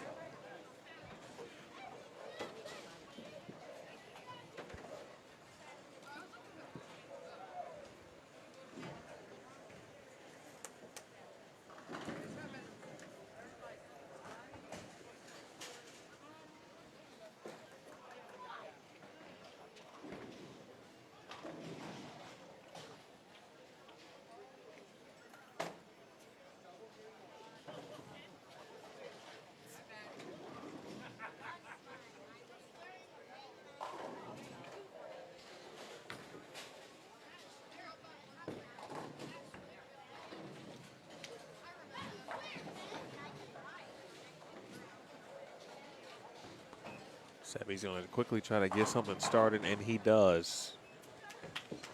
Get that tough game out of his system as soon as possible. Another good group of players joining us on 21 through 24.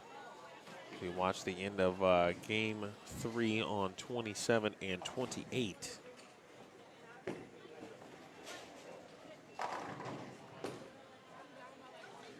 So we will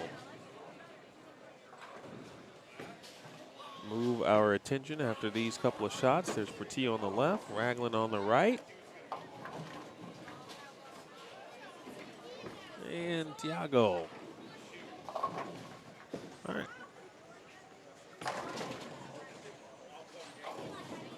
Well, there's Kiefer. Nehemiah coming off a 246 game. And last time I saw him,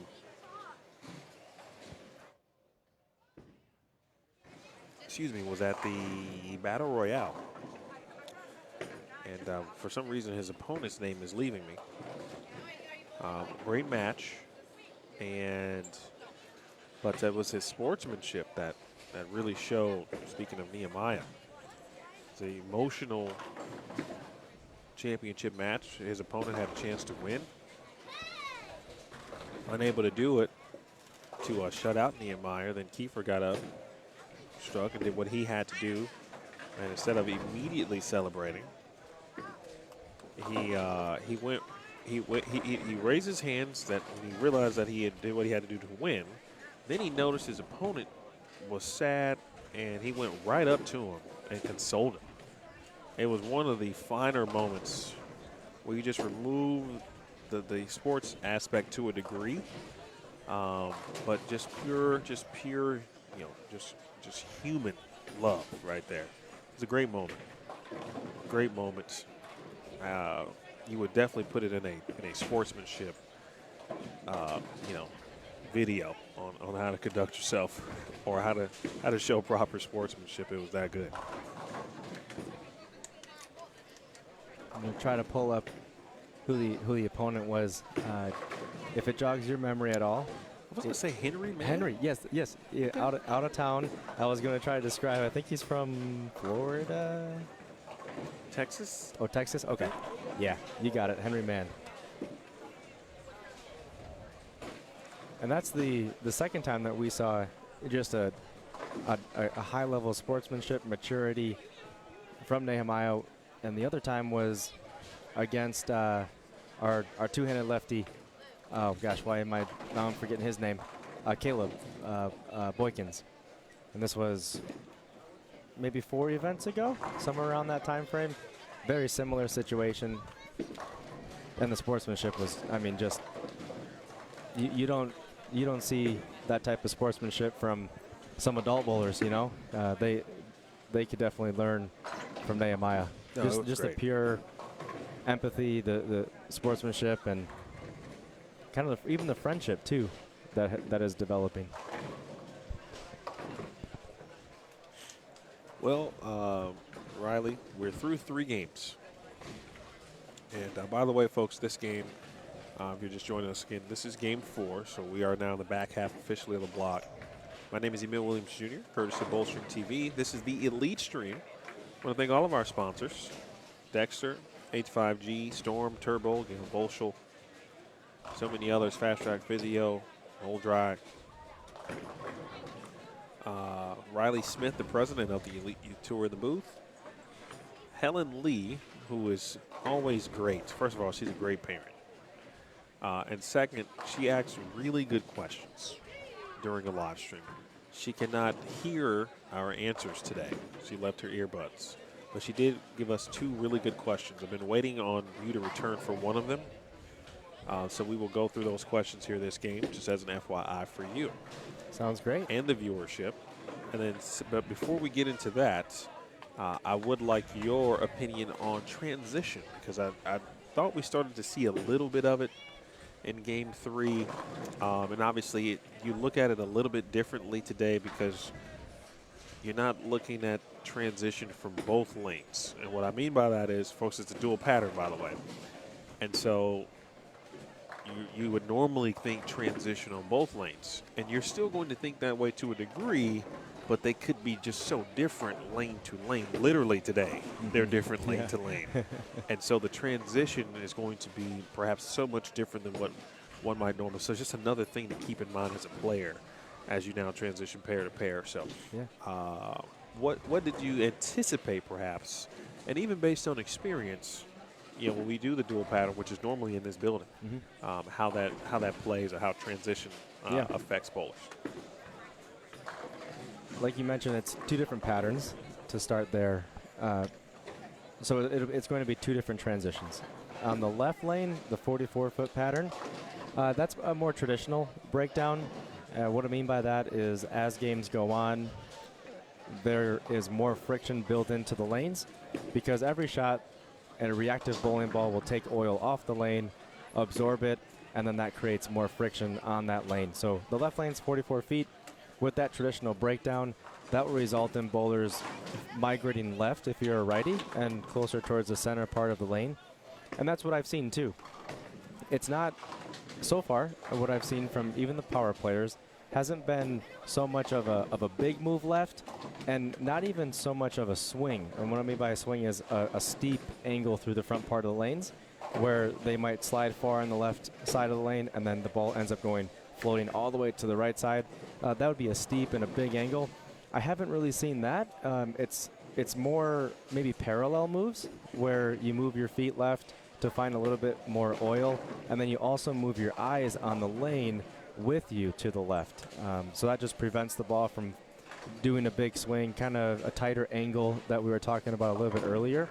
That's what I've seen on the left side, the left lane of the 44-foot pattern. If you do swing it, that's where we're seeing a little bit of over-under. You might have an overreaction. The ball might hook too much. Or on the other side, it might not hook enough. So it definitely seems like a parallel move is the go-to on the left lane. And on the right lane, 36 feet, I think it's shaping out to be kind of like a normal short pattern, meaning urethane's being thrown. Some early reactive balls with surface are being thrown. And what happens there is with the urethane carries the oil down and actually stretches the pattern out, what might be called carry down. And with that, bowlers might have to move a little bit to the right and be more aggressive with their ball speed. And that prevents them from moving left and circling around the lane. Again, prevents them from using big angles. So I think that's what I've seen on the short pattern, which is expected. Staying with aggressive balls, staying to the right, and maybe just being a little firmer, more aggressive ball speed. Like that, we will see Tommy Creighton-Pauth here pretty soon. Young man has 788 for the first 3 today. That's Whoa. right, folks, 788. 258, 261, 269 Holy cow. for Creighton-Poth. The next closest to him, and that was Jacob Holste, who shot 258 in Game 3 as we saw the end of that game. He's 41 over. He's second. Creighton-Poth dominating right now, U18 boys. And, you know, with a new format, not new format, but a different format. We don't often use step ladders on the Elite U Tour. But today's the day to, if you can kind of run away and put your pins up to claim the #1 seed already, Creighton-Poth is already halfway there. Yeah, he can find himself in the 1 seed, and that would mean he's automatically in the finals. Yeah. I mean, it would play a huge role today. Holste, again, second at 41 over. Nick Sachs, third, 14 over. Again, taking 5 in U18 boys and 5 in U18 girls. Right now, Noah Rodriguez, that is, he is 5th at +6. Josh Weems, right now 6th at +5. Anthony Swanson at a +4. And you've seen some big games early from like Josh, from Anthony Swanson, and then they not necessarily struggle, but they've had some low games since. Josh 192, and he actually had some very tough breaks late in Game 2, as we saw on 25 and 26. He shot 177 in Game 3. Swanson shot 258 and then 167, 179. And again, I think the pair-to-pair, lane-to-lane difference today is just unlike anything else in a normal situation. I also think the low end of the house is playing a little bit easier than the high end. Okay. I took a walk down for the last game just to see what was going on, and I noticed that the temperature was vastly different. It is like chilly on the low end, and where we're sitting on the higher end, it's for viewers more comfortable, but for the bowlers probably warm for them. So that does make a difference with the oil pattern, is the temperature of the building. And for some reason, maybe this is a characteristic of the house that we'll learn after today, but low end seems to be higher scoring than the high end. Quick shout out again to Donna, who was watching her grandson Lewis. And Lewis on cue strikes in the third. This is our U12 division. We got Nehemiah Kiefer, Easton Taylor. Actually, no. We've got a few U12s, I should say. Easton is no longer in the U12 division. Let's take a look at that division for today in our U12. 12 boys, to be exact. Yeah, Nehemiah Kiefer, Tristan Wilms, who's bowling on 21 and 22. And again, Lewis Leadingham and Alex Santeliz. I mentioned the entire Santeliz family bowling. Bella and Maya also competing today. It's pretty cool to have a cool family atmosphere bowling events. All three are members as well of the Elite U Tour. In the U12 girls division today, Caitlin Stahl, Emily Schmidt, Jersey Asbeatty, and Karen Buckman. And then, of course, a couple of U15s mixed in with this group as well, like Easton Taylor and like Olivia Portillo. Speaking of Olivia, she is currently third. Kennedy Spears, who used to be in that U12, she is now moving into the U15 division also. Kennedy starting to throw it a little bit faster, a little firmer. And as the changes in one's physical games really starts to show as they continue to get older. Stronger, more powerful, higher ball speed, higher rev rate. It all comes on. And as a bowler, you've got to learn as you grow and grow up physically. You've got to learn, how does that impact my game? Do I need to move back on the approach, shorten my steps? Now that you're maybe throwing the ball faster, you're not hooking the ball as much as you used to, or the other way around, your rev rate has increased, and now you're hooking the ball more. So based on those changes, you know, working with your pro shop operator or coach, how do I have to play the lanes a little bit different than what I'm used to from a young age to where you are now?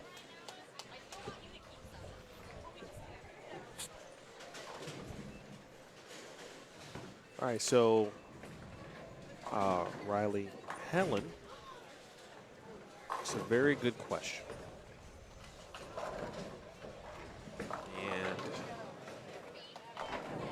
that question, as Kennedy strikes there, that question, as I refer back to the chat, she asked specifically about my story on how I chose a college. As this is the season many seniors are in the application process, especially for those who are playing to bowl collegiately. Lucas Rarada, whose mom is here in the building. Good shot there from Lucas. We're starting to see a few more X's on the board.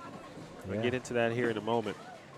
But essentially, how did I choose the school program that I chose and why? And so I said, that's a great question. I was going to wait for you to come back because I'm sure you would also have insight into your own decision-making process and how that worked. Mine is a little bit longer, so I'm going to try to go quickly condense it. Yeah, take it away. But basically, I knew early on, and I know not everyone has the idea of what they want to do academically already, or even professionally at this age, right? At the 15, 16, 17. Some have an idea, or at least what they may want to study, major in, etc. Maybe unsure still what the ultimate goal is professionally is going to be. Some, no clue for a while, which is also fine. But I knew I wanted to be in media, specifically TV, radio. Like I knew I wanted to be that. At the time, I thought I wanted to be behind the camera. And so that I went into kind of the process thinking that way. Also knew I wanted to bowl collegiately. So I had two things that I could kind of work with. Having said that, the way the process ended up happening, I ended up going to, or more or less, visiting a school per se, really to some degree committing to one, but just on a friend's recommendation. They were going to start or they had a bowling program, but they were about to kind of ramp it up, if you will, bowl more tournaments.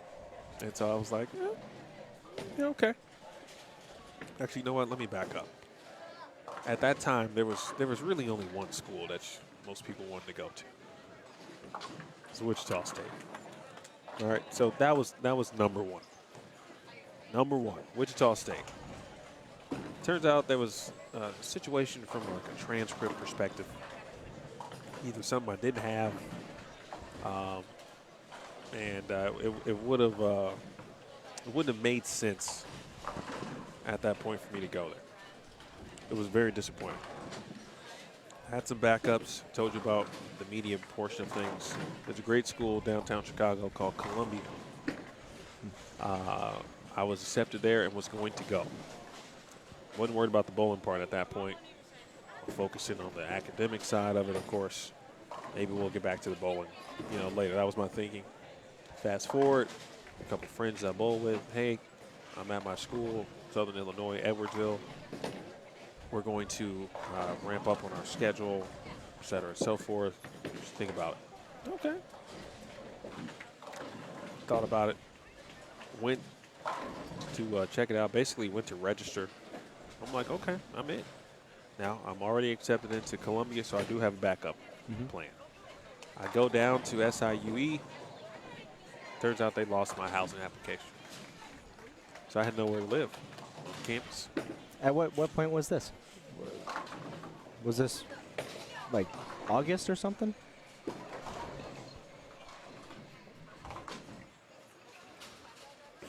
Yes, this is August. Kiefer, 7-pin. Yeah, this is August. I'm going to go to school. Like I'm there to go to school. You're there. Yep. No housing.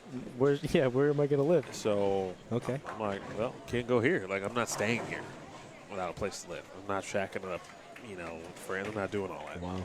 Wow. So came back and just went to Columbia, and I was good with that.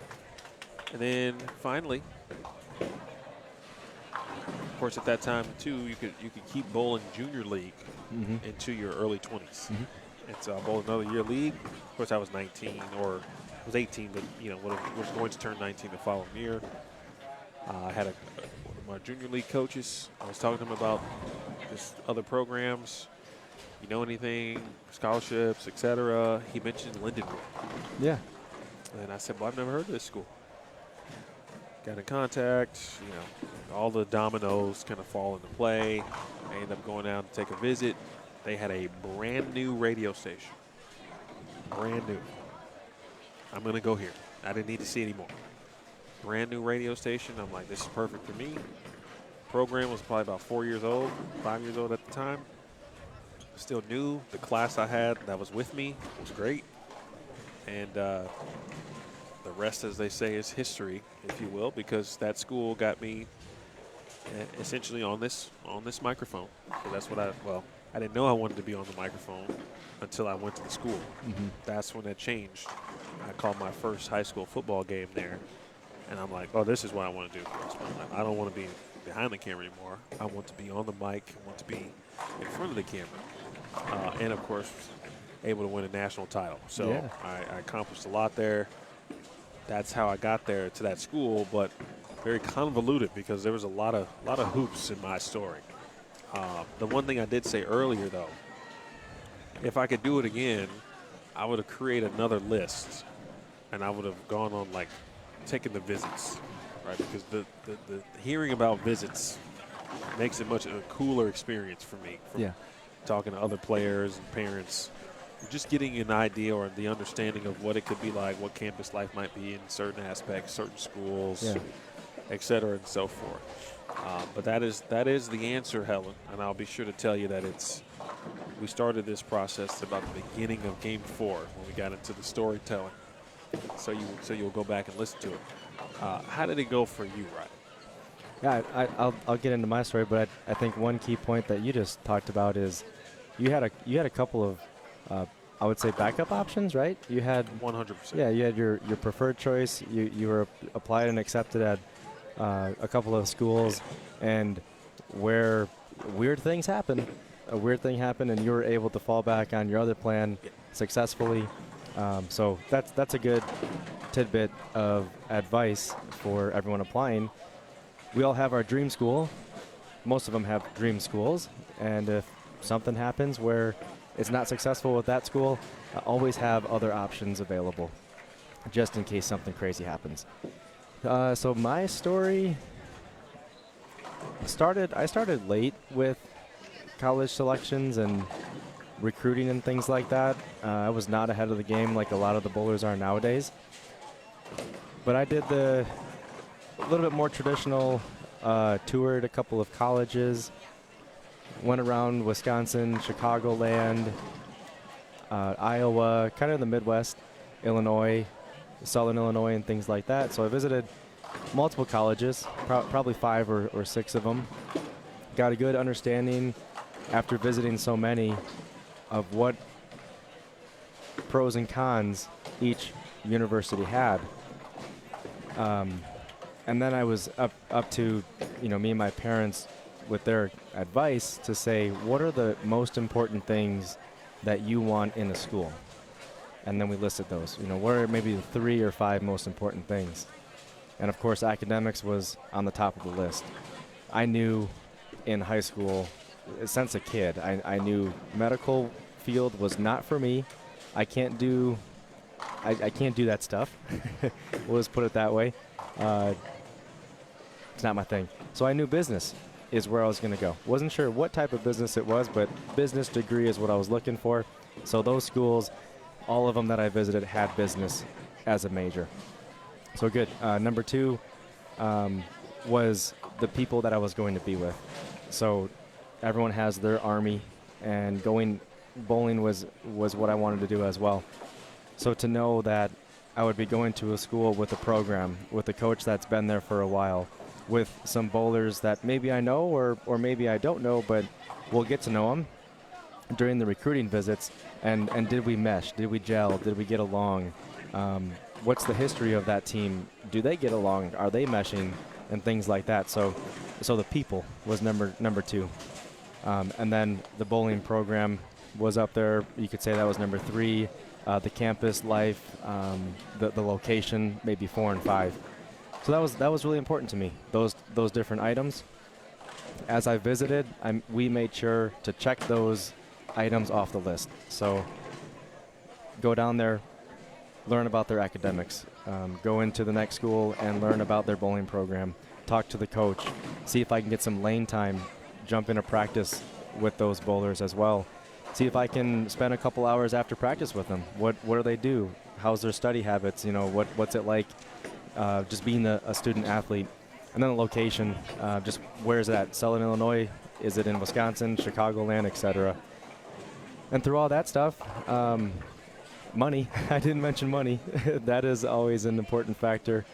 But then, you know, what came down to the cost and scholarships, what could they offer, is definitely a huge factor. So through all of those different key points that I was looking for, narrowed it down to a couple of colleges. And then when it came down to it, ended up choosing McKendree University, which I'm very happy for. It was a great choice looking back at it. But I wouldn't have gotten to that selection if it wasn't for kind of like my due diligence of a vetting process, right? So just took it very seriously, took my time, did not let universities pressure me to say, you know, we offered you the scholarship, you have until this time to decide, or, you know, we're going to pull it away if you don't tell us this feedback. I didn't want that to persuade my decision. I wanted to take my time, make the right decision for me. And I think that's the best advice I could give. So ended up choosing McKendree University. I'm not sure if I've mentioned this before to you or anyone else, really. My family knows. But I was really close to choosing Lindenwood as my school. It was between Lindenwood and McKendree. And McKendree sent me the offer. They had everything laid out. It was very organized. I knew everything that I could expect. And from Lindenwood, I didn't receive anything. After the visit, it was radio silent, and I'm just like, oh my gosh, I don't think they like me. You know, they forgot about me, or they just don't want me. I didn't hear anything back. So we reached out to the school and everything. We're like, hey, can we get a package and, you know, this and that. And it was just really getting down to like, we've got to make a decision, man. Where am I going to school? And so I had to choose, and I chose McKendree. And a little bit, not too long after I made the final decision, we got a package from Lindenwood. And I'm not going to say I would have chosen Lindenwood if they had sent the package earlier, but that would have made it a really difficult decision. So I thought that was interesting. I'm not sure if I've told you that before. No, I've never heard that. How about that? Well, now I know who to talk to, though. You know, I'm gonna make a call real quick. Say Riley Smith just told me this great story. Yeah. Speaking of great stories, Sebi Vetter coming off a game in the 130s on 21 and 22. You talking about making a statement? Oh, great spare conversion in the corner of our screen there. Oh, jeez. Right as I went to Sebi. That was a 3-6-7-10 by Caitlin Stahl. How about Sebi getting himself right back in there? That's the definition of having that closer's mentality. You have a bad game, and you get a chance in bowling, typically speaking, right? The next game's coming up, so you got an immediate chance to get the pins right back, and he is taking full advantage.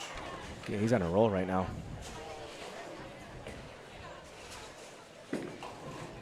Got a chance to get right back to even in one game. Bang. He's doing a good job of showing the angles that we were talking about earlier in the transition part of Game 4. Not swinging the ball too far to the right. That angle isn't steep, isn't open. He's got a shallow angle straight through the fronts, and as you can see, it's finding that break point, and then the ball is rolling forward through the pocket.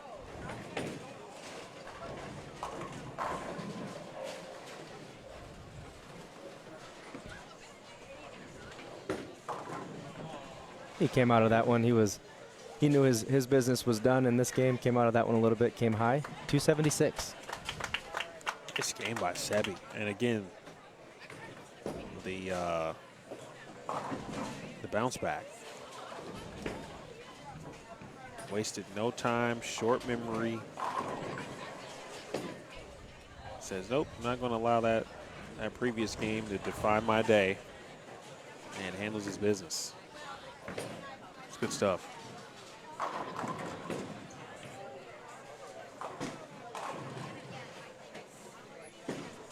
Hello to Adriana Spears, checking in, watching Kennedy.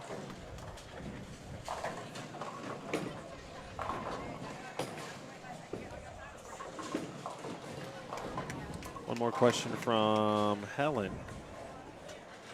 She asked about favorite resources or practice tips for learning lane play, aside from tournament experience. Good shot there from Lucas. Well, I can't say that I practice much anymore because that would be untruthful.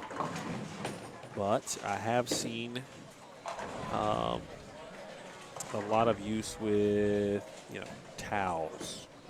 If you're working on loft, just put a towel just in front of the foul line. If you're working on targeting still, the old putting a piece of tape on the lane is still viable. But there are so many actual devices now that people have come up with over the years. There's Olivia Portillo with 3 in a row. And I miss seeing her throw strikes from that side of the lane because she's fun to watch, but I know bowling is not her priority. Softball is at the moment. If you have a center that has a lot of digital tools like a Specto, for example, I mean that's become a prominent practicing tool. They've got the Kegel torch. I want to say there's a ton of resources out there now, but again, if you don't have access to any of those things, then the old-fashioned way, if you will, nothing like putting a piece of tape on the lane. Hit that tape, you hit that board. That's what you're looking to do. How about yourself? Yeah, that's some good advice there. First off, go to your local bowling alley or the alleys in the area and just ask them what type of technology do they have. Is Specto available? Is the Kegel torch available? Things like that, and just see. I would start with technology. That's the cutting edge of accuracy and lane play and things like that. But like you said, the old-fashioned way, it definitely works. That's how I was taught. Old-fashioned way. Our coach at McKendree, Dennis Knepper, created using PVC pipes, created an arch that went over the lane, and then just 2 chains were tied around it and hung down. You could do 2 chains to fit your ball in between it. 2 chains. Sorry. Or just 1 chain where you have to hit the chain, whether it was at the arrows or at the break point, whatever the case was. So in that case, that's working on accuracy and whatnot. Don't worry about what the result is on the pins. Basically, take the pins out of the entire pin setter and just throw shots to be accurate. Practice that accuracy. As far as I'm thinking for lane play, it's difficult, but you have to start somewhere. And from the very beginning, you have to understand what the phases of ball motion is to then match it up to lane play. And that's skid, hook, and roll. There's a lot of good articles out there. It's increasing the social media presence of how to do lane play and stuff like that. So just start Google online, skid, hook, and roll. But skid is the front part of the lane. That's where your bowling ball is not creating much friction yet. That's where the oil and the ball are meeting, and it's skidding through the front part of the lane. When the ball starts to meet friction, it starts to roll.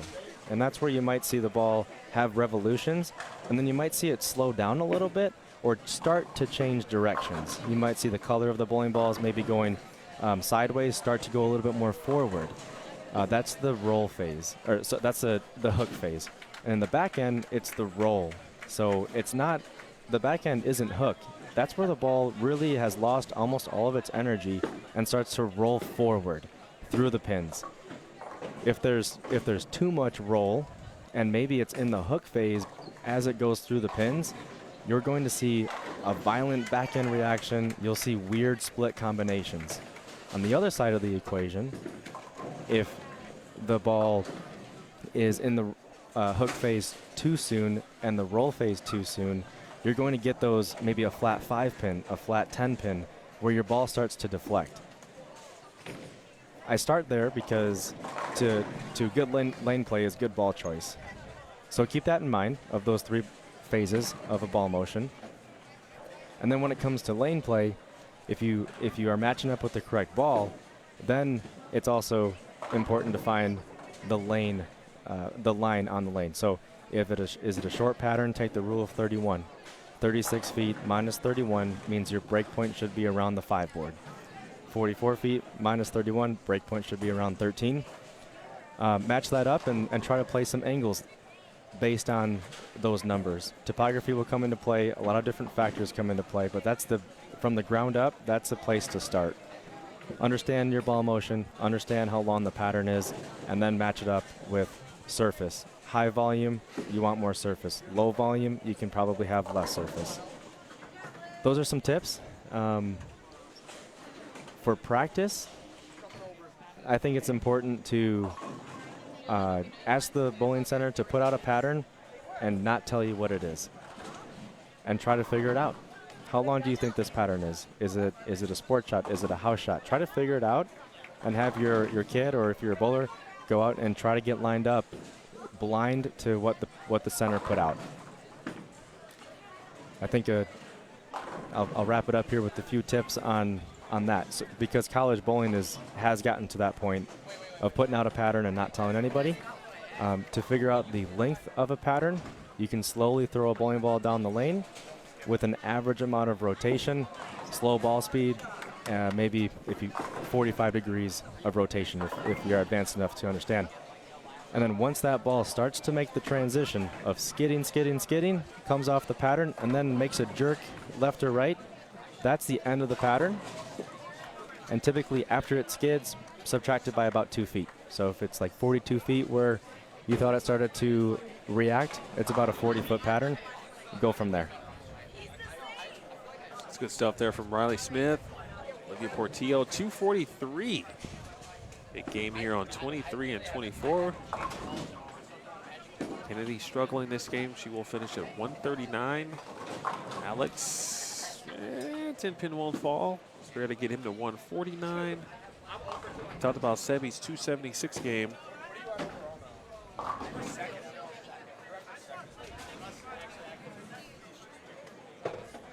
Mentioned we should see Tommy Creighton-Paul pretty soon, and I think he's going to be on 21 and 22 here.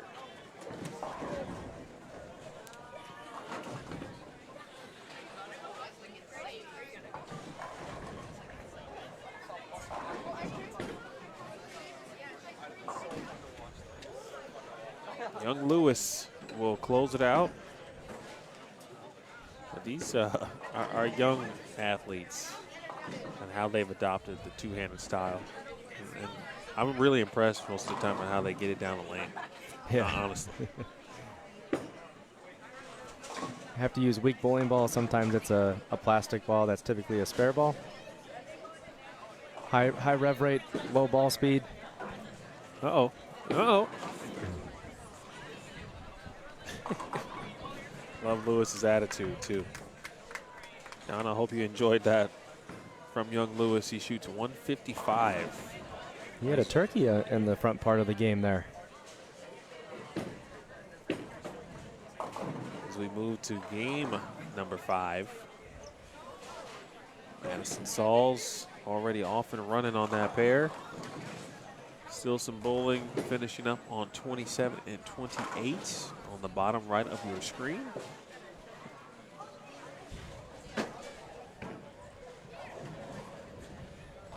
And it looks like we will see Tommy, I believe. We'll see Aiden Lee on 21 and 22. Looks like Charlie Wiedemeyer is going to join us on 23 and 24. Good group coming up. Looks to be a lot of U18 players as well. Alex Santalee's handling his business, taking his balls and stuff, moving pairs. I don't know, man. I like seeing the U12s just move like adults. I really do enjoy it. Yeah, Lewis actually walked over and started helping Alex as he had his hands full. Then they started flexing together to say, look at us, we're strong carrying these bowling balls. They're having fun.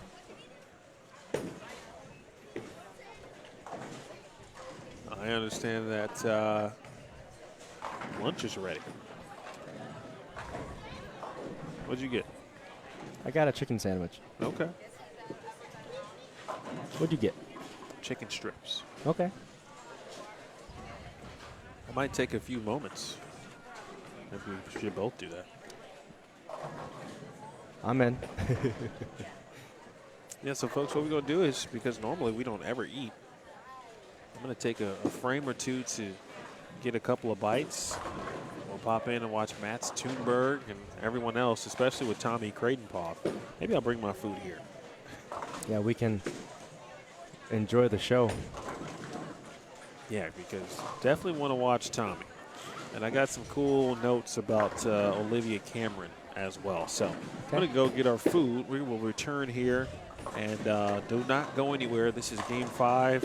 A lot of cool stuff to discuss here. Some congratulatory remarks are in order. That's all next here on the Elite Stream, courtesy of Bullstream TV.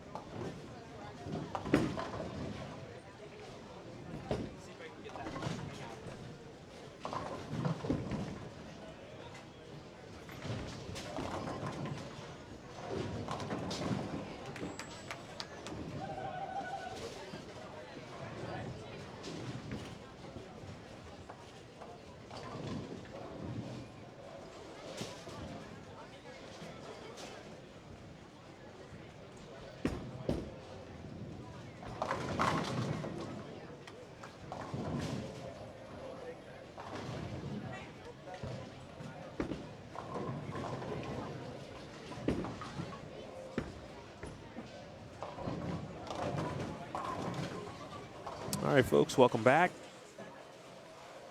Emil Williams Jr., Riley Smith. We are in the middle of Game 5 for most. Before we left you, we talked about Tommy Creighton-Poth and the start that he's had to the day. We'll check on bowl metrics here in a moment, see exactly where he is after 4 games. Josh Newcomb on the pair, along with Noah Waters, Nathan Sisko, Matt Thunberg. Next door, we got Aiden Lee, Madison Sauls, JT Grothus, Charlie Wiedemeyer. By the way, Becky, if you're still watching, just met your daughter for the first time in person. But I told her the story that every time Charlie was on or was bowling in EYT, you would always be on watching from Vegas, but I understand you recently moved, so I hope all is well. Olivia Cameron is on 21 and 22, and also before I left you, I said that we had some news for Olivia.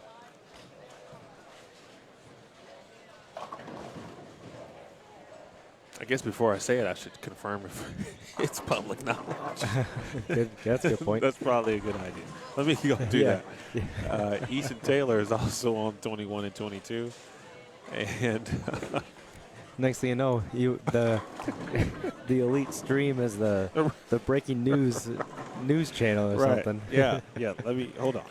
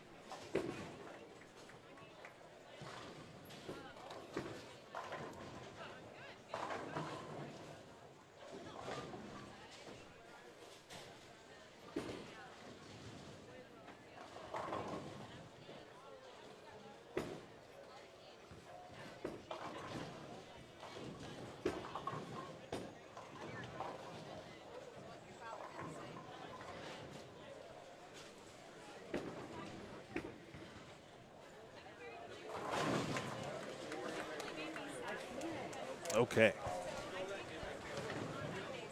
All right, so we got my man Calix also on this pair on 23 and 24. He'll be up here in a moment.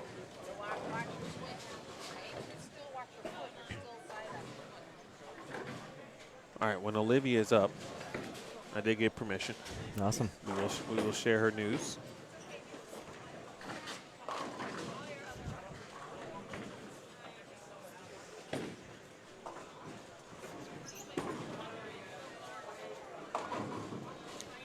Charlie Wiedemeyer playing a little bit of virtual chess in between shots here at the Elite Youth Tour. And he's not happy about some of these moves. It's going by pretty rapidly, too. This is not a normal chess game. This is a pretty rapid chess game here. I am not knowledgeable at all on chess. Me neither, but clearly he is, because he is. I believe he's dominating whoever he's bowling or playing against. I've seen a lot of things. I've seen people use Rubik's Cubes in between shots. I've never seen someone play chess in between shots, so that's a first, actually, for me. I learned a lot about the Wiedemeyer family today. I learned a lot about Tommy Creighton-Paul today as well, and his hot start.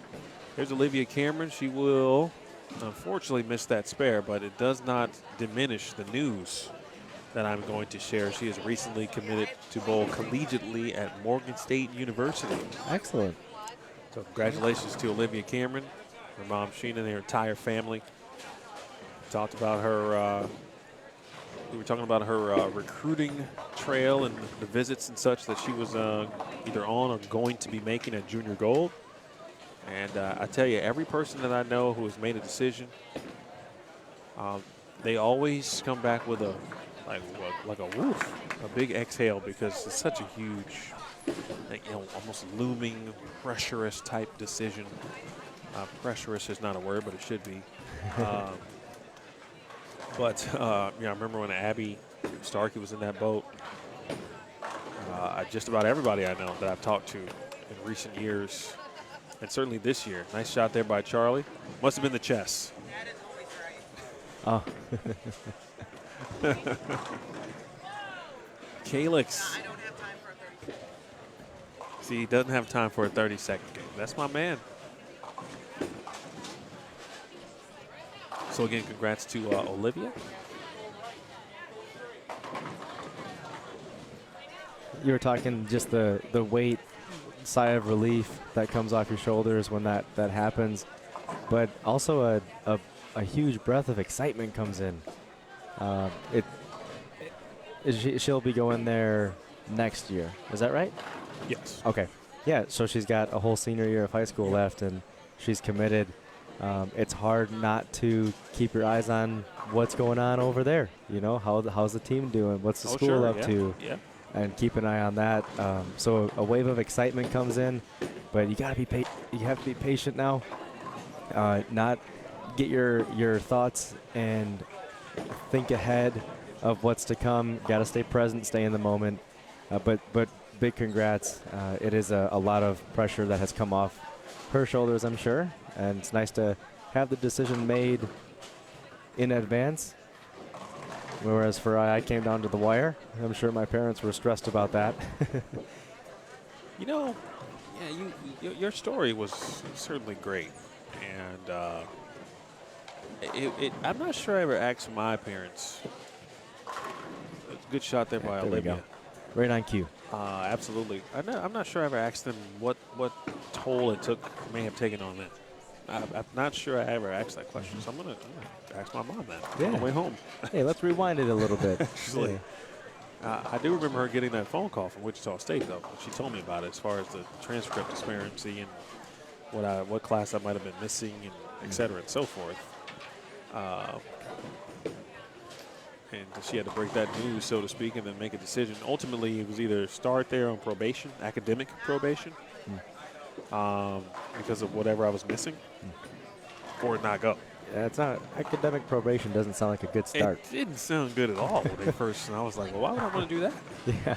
I mean, I could have did it, but I was more concerned about actually struggling first year away from home, freshman year, college, all of that stuff. And so I was like, I don't know if that'll be a good place or a good way to start, I should say. And going over for Olivia, going to Morgan State University, that's out in Baltimore, Maryland. Yes, I was it just is. looking it up. And she's from Chicagoland? Yes, they are from here, but her mom does have family in Baltimore, so it actually works out perfectly for Olivia in that sense. Rich Blake checking in. What's up, Rich? Hope all is well. And that is that's fair. That's part of the support system and the people involved, right? That checks the people box.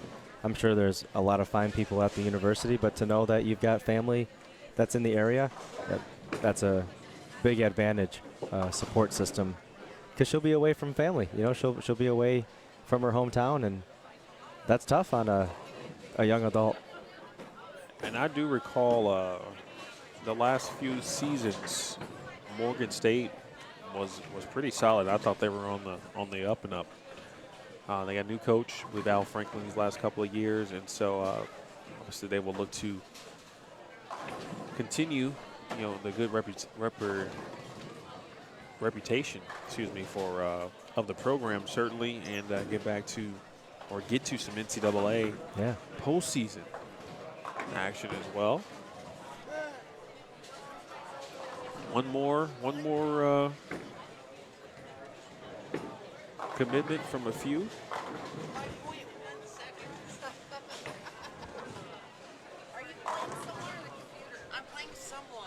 I feel that so Charlie is playing someone. He's not playing a computer in regards to his chess match, though. But it's getting serious. He was down on one knee.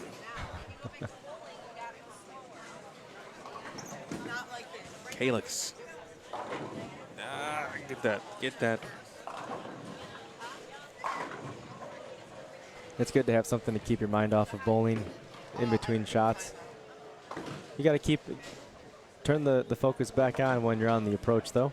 But it's always seems like people and myself bowl better when you might be having a fun conversation with a friend that you're with on the same pair, or you're in a good groove and your mind is just kind of clear. It's not focused on the stress or pressure of maybe bowling a hard tournament and things like that, and whatever makes you comfortable.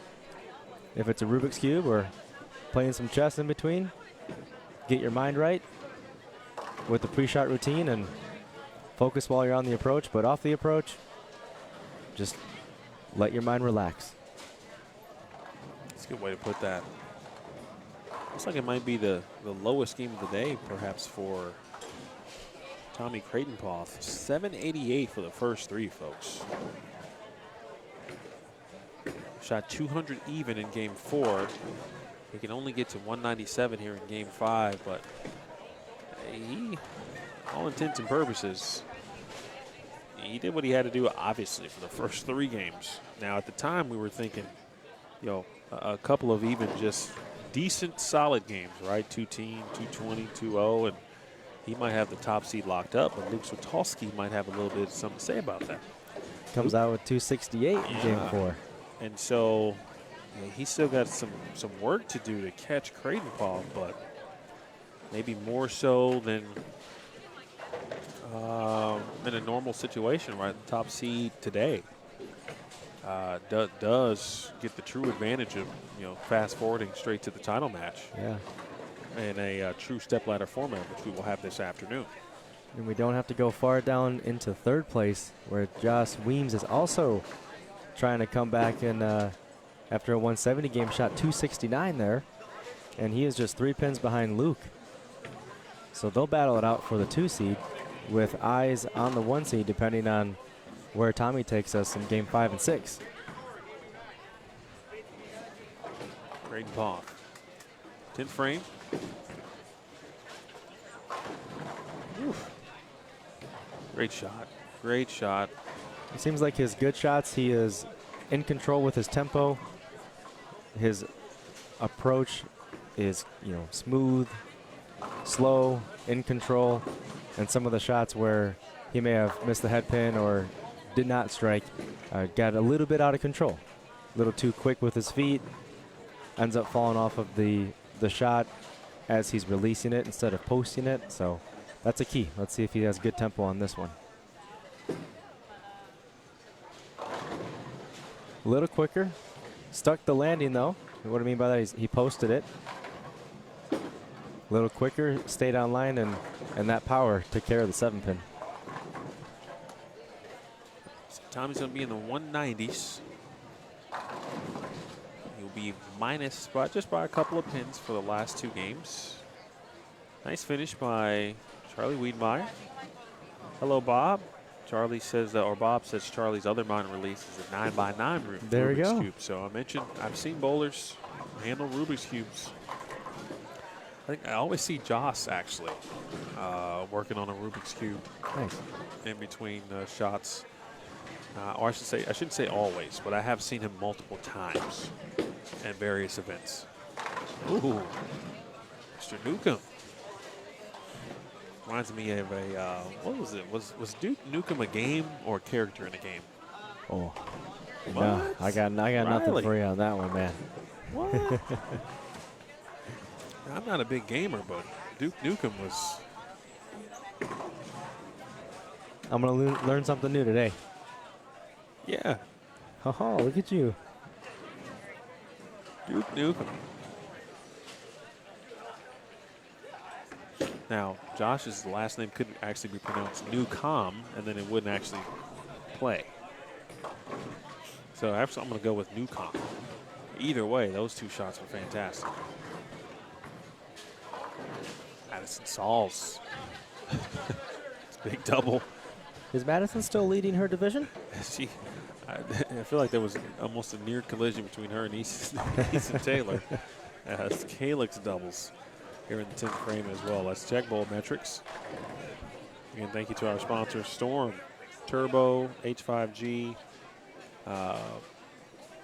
Dexter Bowling, Fast Track Physio, Bowstring TV, Gail Volschel, and Bowl Dry. Enterprises, Madison.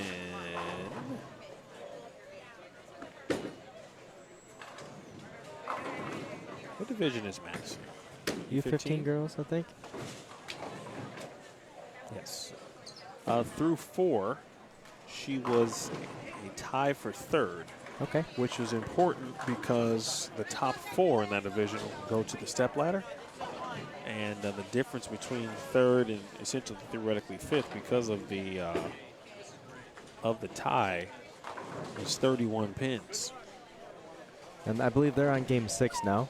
Yes, that All right. 25 and 26 is now officially in the game 6. Yeah, so that's a good one for our viewers to keep an eye on. She is 25A. Nope. Yeah, 25A, and she's got a double to start her game. And being tied for 3rd here, a good start after a tough 137 game.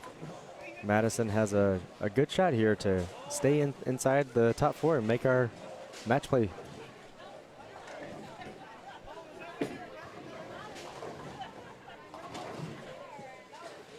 Kale Butler at minus 173. Leah Basevic minus 180 right there as well. 9 lane or behind Kennedy Spears. And so this one could come down to not just the final game, obviously, but the 10th frame of the game. JT Grothus. Watch this Cisco shot, but Grothus in the bottom of your screen. JT won the U15 boys title at that Midwest Youth main event I talked about. Congrats to him. Again, you can watch that all qualifying and the finals on the Bowstring TV YouTube channel.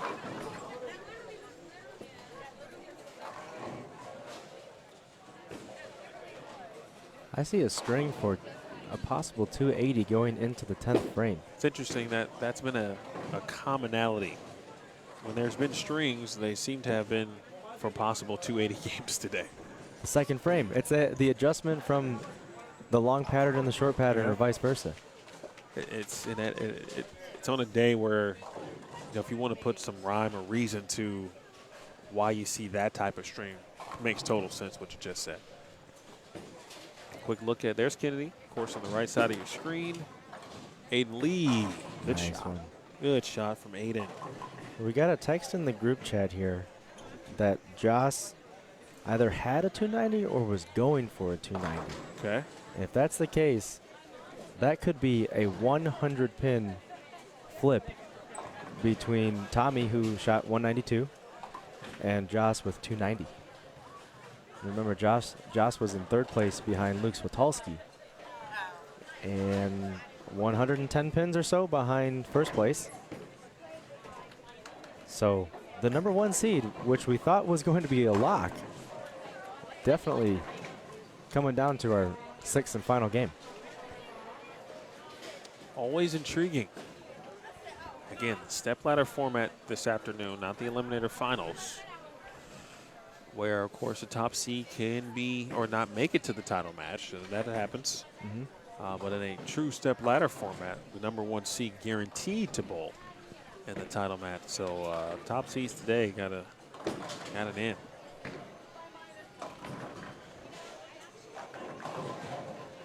Anthony Swanson. Oh, it was Swanson. That's not surprising. Anthony has.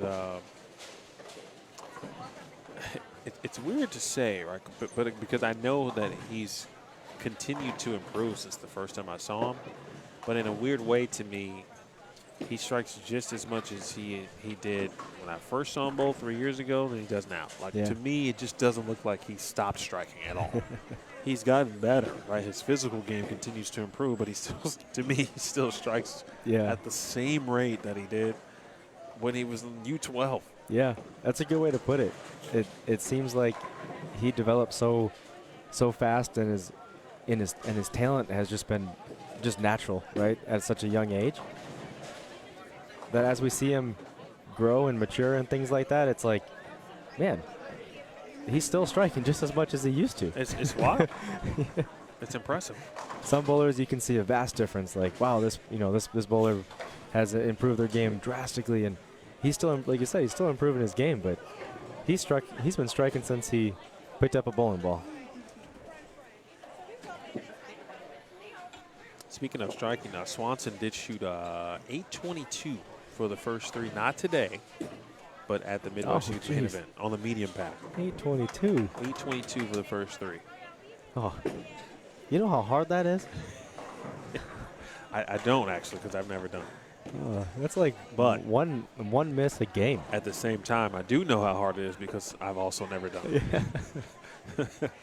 Oh, that's insane. I think I don't know if this is a hot take or not, but an 800 series is harder than a 300 game. I don't think that's a hot take. There you go. I believe that is a fact. Yeah. Sorry. Also, because I've never done it.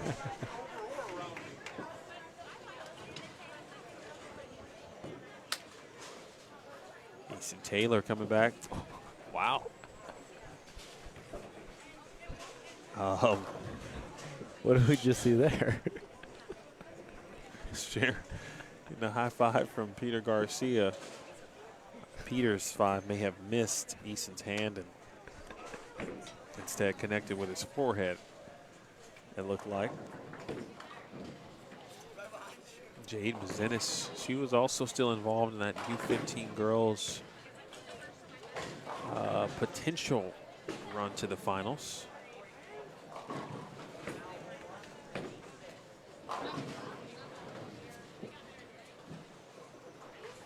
Going to see Autumn Strode, who was in the tie with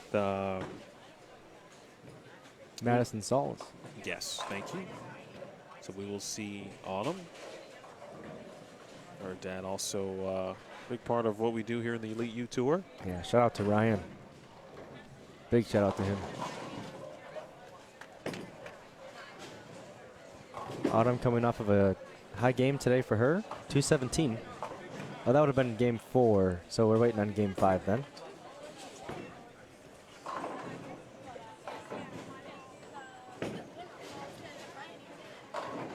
Well, depending on what Olivia Portillo did, it could either be a very close race or Portillo can basically, throw a few shots. As long as she bowls decent, she's going to be the number 1 seed. But there could still be some vying for that top seed in that division as well.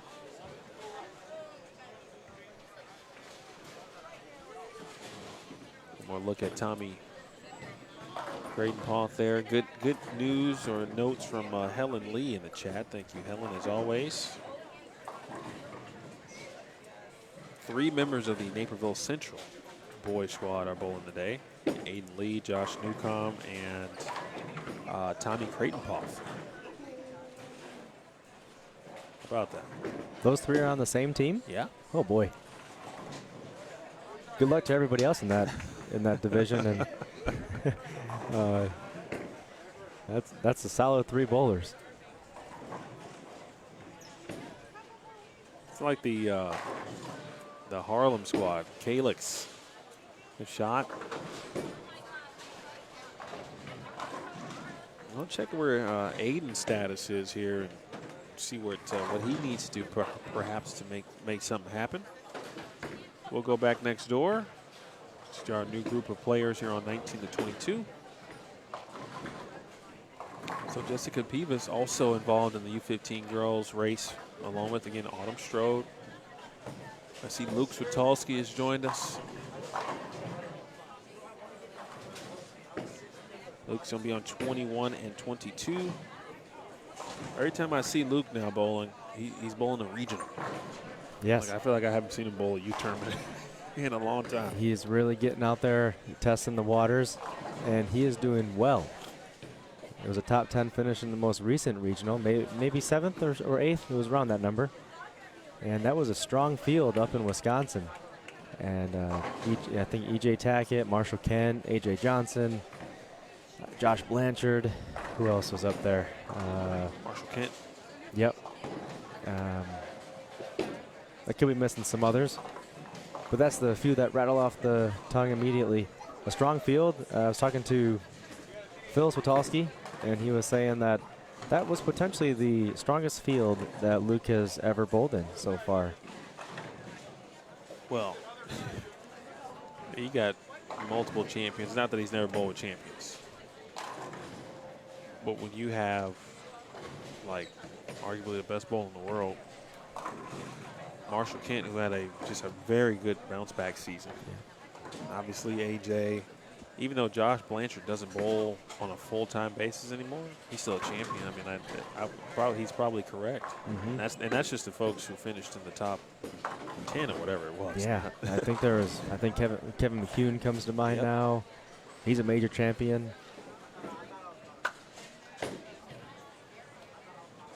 So quick look at U18 girls. Sarah Doty, who is over on 21 and 22 and now a multi-time champion on the Elite Youth Tour.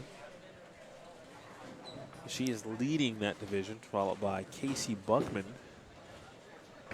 who I thought I just saw Casey somewhere. Savannah Portillo is third. Skylar Petz, who's on 21 and 22, is fourth. Haley Sloniker at the moment. Actually, no, we've got a couple of players without scores. Actually, several without scores, now that I say that. So someone like a Caitlin Dorner or Macy Jones might ultimately hang on to that 5th spot after all of the Game 5 scores are tallied. And as I refresh, more of them are in. Our team's doing their job. That's good. Indeed. So it's Sarah Doty, Macy Jones, Casey Buckman, Savannah Portillo, and at the moment, 5th is Allison Roberts, with Skylar Petz now 6 pins back of Roberts, who is 5th, and Arya Ragland 7 pins back of Roberts, and Arya is in 7th place.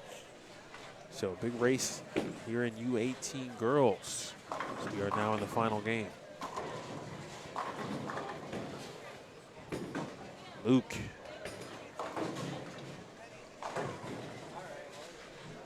The height for Luke obviously always stood out.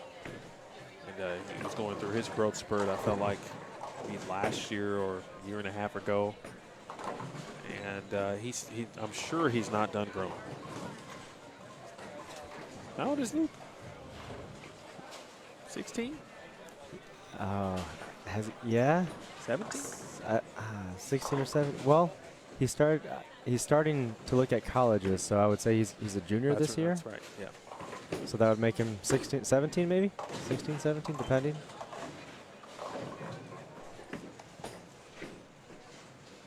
Another one that's shot up on height is Madden Asbaddy.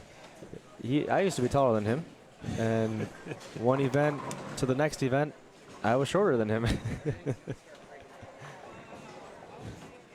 Hi, Michelle.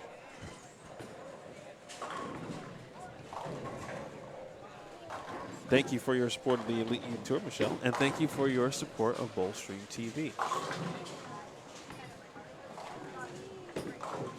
Appreciate you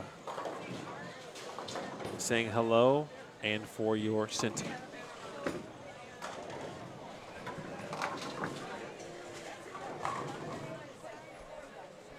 We'll see what's in the future.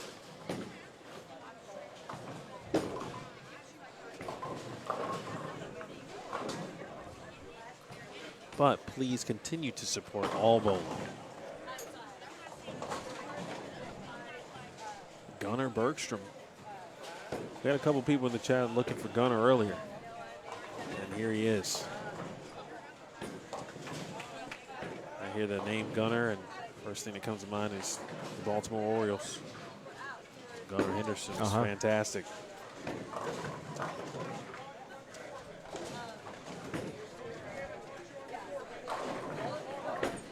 Okay.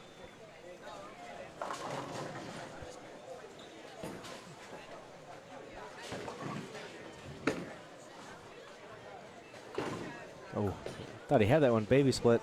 That's a difficult one. That actually looked more than make. Like it was online and not sure how. Somehow how it that one, snuck right behind it. that one did make. Hook a little.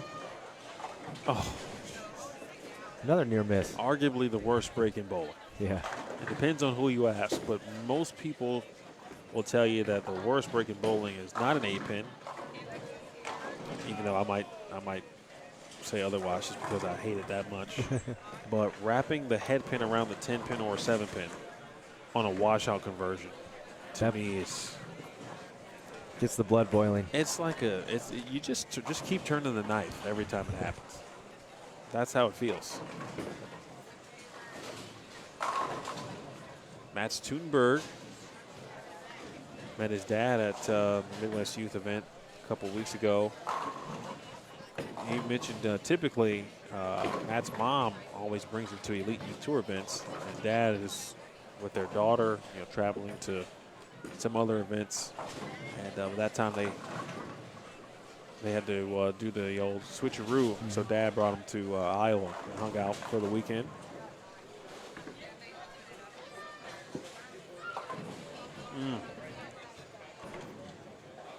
Break for Jessica. I just talked about her, where she might be, or where she was, I should say, in regards to. Is that battery dying?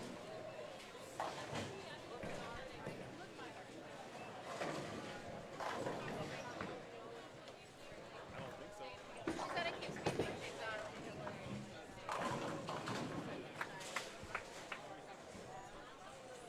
She's You're going to have a camera check. So Emil will be right back.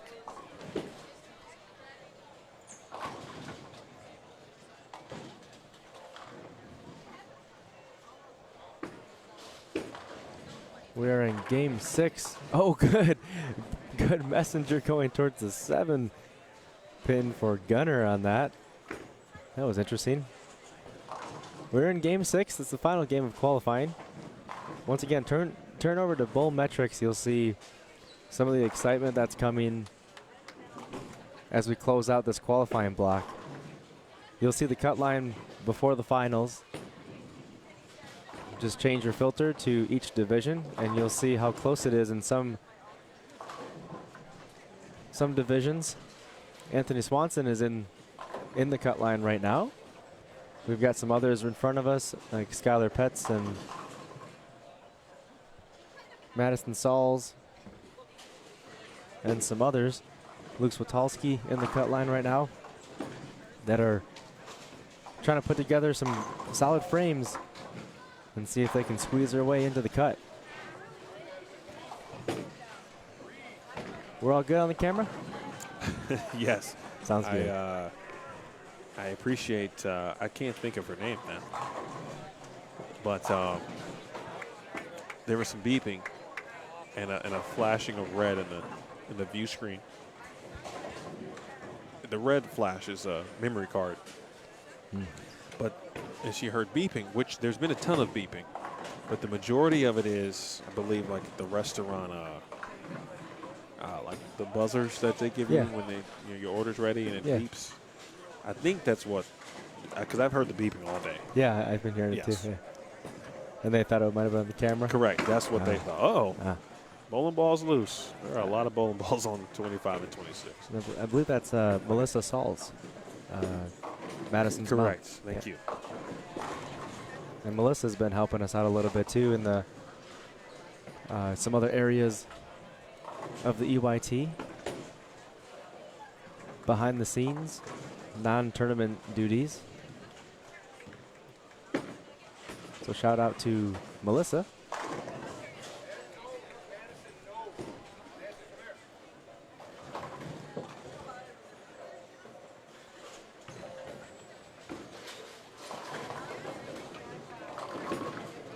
Good shot, Jessica. Battles back after a couple of opens and finds a strike on the short pattern. Well, just to update you with U15, Jessica is 10 pins in front of fourth. That's Kennedy Spears right now. And Autumn Strode right now is in fifth. Again, we're taking 4 in U15.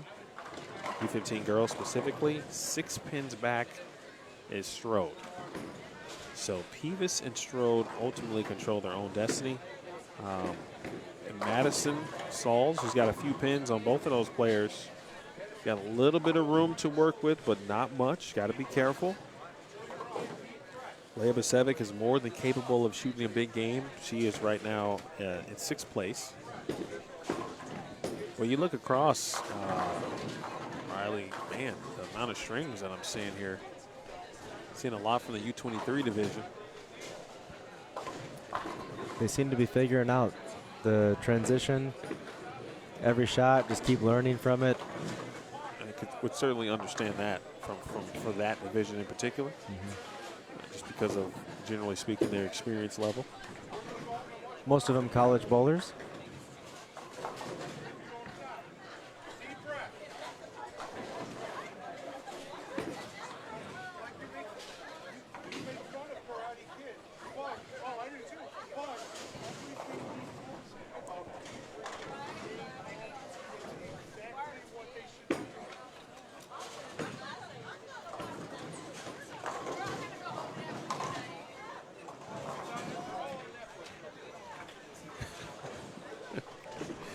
Got some entertainment to the side. Parents are funny.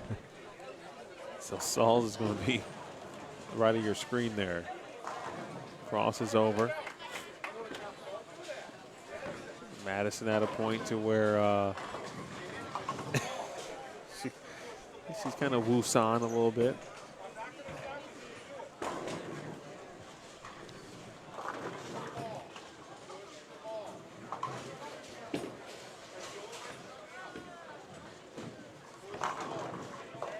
Through the nose. Meanwhile, Doty, double, 9-spare double for Sarah Doty. Boy, Sarah just goes out there and gets it done. She is all about business, and I like it a lot. She's a competitor. Frequently making cuts now.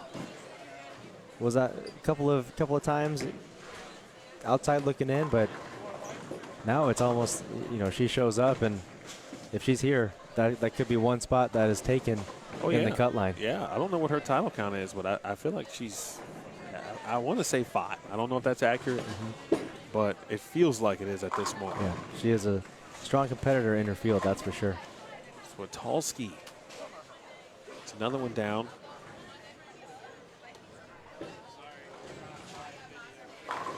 We would anticipate the step ladders to begin. Let's see, it's 7 minutes prior to 1 p.m. Central. There's generally about a 20-minute break between the last ball or so of competition until the finals begin. Raffles to handle in between. Prizes to be determined. Actually, no, the prizes are determined. Yep. Winners to be determined. We will not re-oil. That's right, no re-oiling. And we'll try our best to get as many. Oh, man, that was unfortunate. Swanson, 7-10.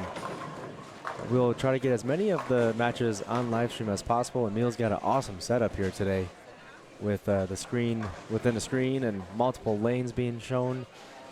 So we'll have a good chance to show nearly all of the matches. Might be a little bit of movement for a couple of divisions, but we should be all right. The U12 divisions will have, I think, each with one match. We'll have a championship match. Going up to the 10 pin. We saw this one bounce. Oh, we saw it bounce. Oh, my. Oh, my. Oh, I am beyond myself right now. How did that not convert? That's twice. The 10 pin, we talked about it earlier, right? That 10 pin corner on 24 is bouncing today. And that pin was a fish out of water. Ah, missed it. And just missed it.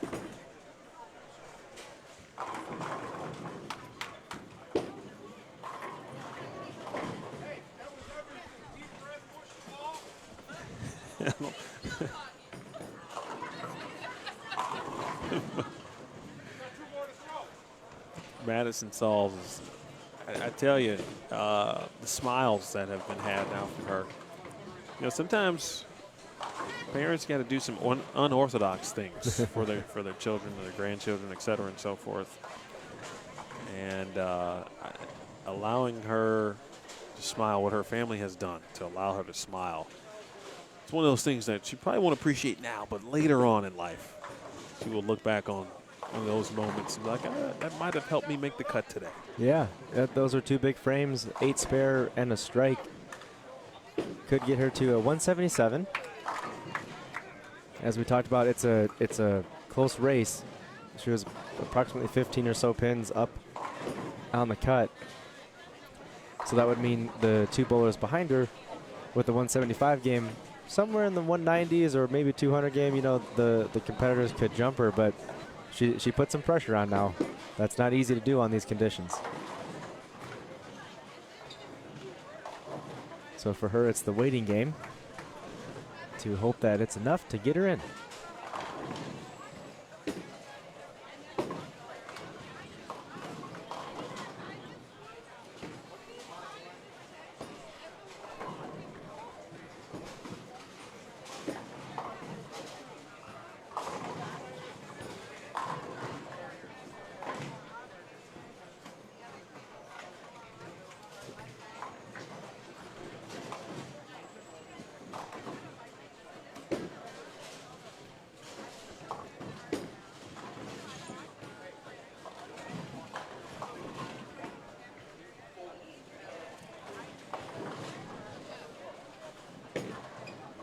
Easton Taylor rounding out his qualifying. He's got a double. Looking for the second in the 10th. Oh, 4-9. A little bit high on the head pin.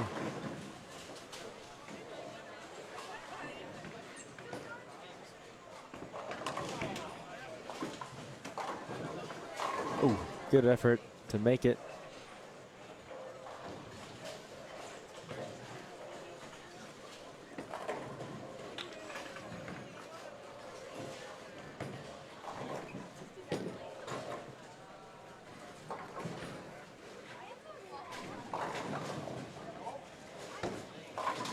Oh, Olivia Cameron with an unconventional strike in the corner of our screen.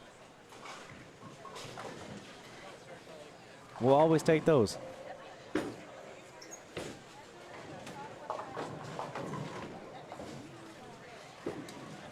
going to take a moment here, Riley, and watch just how close Anthony Swanson came from making 7-10. This is some good work here from Emil. As long as it works.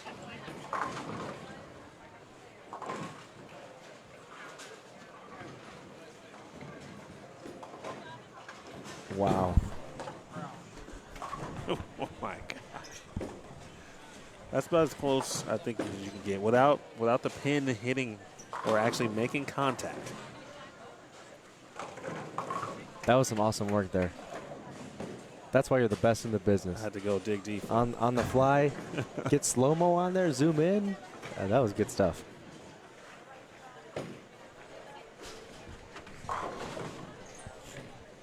That might actually make a social media round.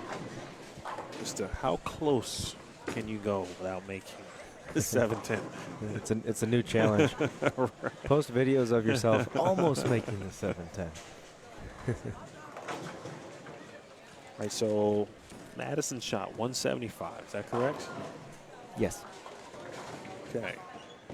So, let's see, do I have a pin?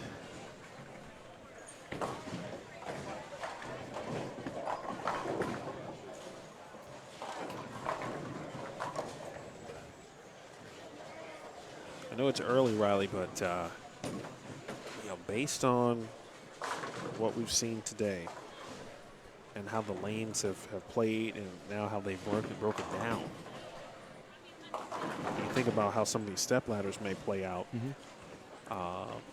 Any advantage to a particular style on either pattern, in your opinion? Yeah, I would say higher ball speed and straighter angles.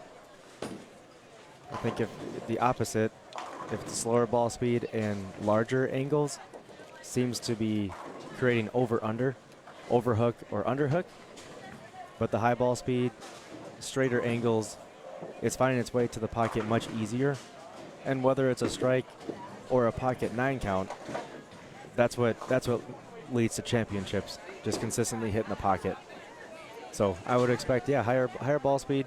It doesn't even have to be a higher rev rate, just a higher ball speed with straighter angles. Probably more advantageous at this point. Luke with a favorable break on that 10 pin. Autumn Strode, boy, Yeah. Autumn. That's about as, talk about a good start. About the best start you can have with a spot in the stepladder finals on the line here. That's right. And she doesn't have the highest ball speed. She's a slower ball speed, but she's playing a straighter angle. That's the key. Well, Dad has been keeping, well, I should say everyone updated regarding social media. Autumn's high school season recently began. She's a freshman, I believe, on the varsity squad, which in and of itself is always an accomplishment. She's been working hard on her game. We've seen a lot of development, improvement the last couple of months.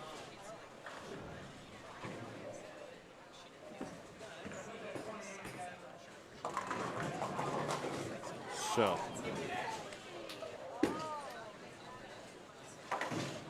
Some excitement down there, U23. okay. Okay. I think it was Spencer Bruinsma, like what he saw. Yeah, he went 9 spare, 4 in a row, open 3 in a row. Joseph Naperkowski is front 4, 9 spare, next 3. And another, looks like U23, might be Nathan Nosko if I'm looking right. Couple spares and then a turkey. Well, they're taking the top 3. And Thomas Cutsforth is the only one plus, and he's plus 58. Braden Kidd's minus 24. Bruinsma's minus 38. Naperkowski's minus 46. Jack Bingley's minus 62. So it's close. It is, they got about 6 players for 2 spots down there in that division, and they're all bowling with each other. Yeah, so the hit by Spencer there and continued strikes from Joseph are important as the 3 and 4 seeds right now. Between one of them might not make it, or if they both keep striking, they can leapfrog and take over the number 2 and 3 seeds. And to be honest, I like that from, like, I think you can show a little emotion like that, especially in that division, right? Because they're used to bowling collegiately or some other, adult stuff, etc. Nice shot. Meanwhile, Autumn Strode just continuing to toss 10 back. All right, so again, Sauls is in at minus 174, which means Pivas would need all of them from here on out 190. to at least stay in front of Madison Sauls. Miss left on that one. Of course, Autumn Strode is, by the looks of it, certainly without question now is going to go in front of Jessica Peavis. Only question now is she going to move in front of Kennedy Spears, or would Spears fall out, or would Leah Basevic hold a big game to get into the stepladder in U15 girls, assuming Olivia Portillo, of course, is going to be the #1 seed. So that is still to be determined. Speaking of to be determined, U18 girls, Skylar Petz was close. She was in 6th place, 6 pins out, and unfortunately not having her best game. And boy, just no breaks there. Missed a couple of single pins, unfortunately.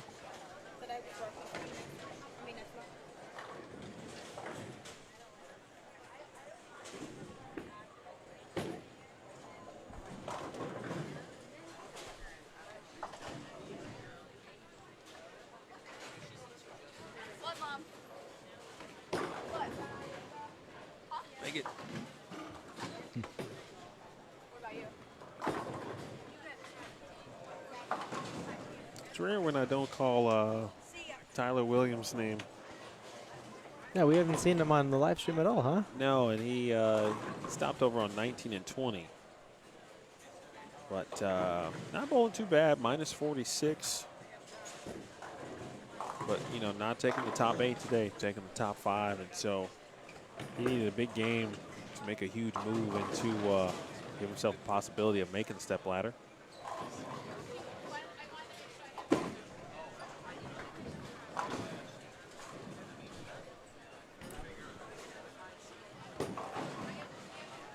There is a battle for 5th, though, in the U18 boys, and Swanson is involved in that. He was 5th. Red Biondo was 6 pins back. And shoot, Nick Sachs was only a handful back as well. Wow. Look at some of these bowlers, the game 4 and 5 in this division. There's multiple. There's 269 twice, 268, 290. Plenty of 2 teens, a couple of 240s, another 230. Yeah, and that was Joss who shot 290. And having said that, Joss potentially could shoot 800 and it would count. Yes. Because it would be in the proper order. And he could be staring down Tommy for the #1 seed. Just 16 pins behind. I'm going to assume that they're probably down on the low end. So he made the jump. Yeah, I can see him. He's about 1, 2, 3, 4, 5, 6, 7, 8, 9. Looks like he's 11 and 12-ish around those pairs. So it's important for Swanson here. He is bowler C. After the 7-10, not to say it shook him up or anything, he hasn't been on point like he was what we saw down in the previous game shooting 269. Gonna have to buckle down, stay confident, good pre-shot routine, mentally strong, as these are 2 very important frames. Nate Burkowski to be in 260s and all but now lock up a spot in the U23 step ladder. He's going to move in front of Spencer Bruinsma. Strode looking to keep it going. What a great shot again. Pretty impressive what Autumn's doing. Of course, it's a dual pattern, folks. And there haven't been a lot of players who've used one ball on each lane, despite the patterns being different. Autumn is doing that and making it look quote-unquote easy. She is lined up. At this point. She is lined up. It seems, you know, I'm gonna just keep harping on the angle. It seems like she's got similar angle through the front part of the lane, meaning that it's straighter, but she's playing different parts of the lane. So on the right lane, she's further right.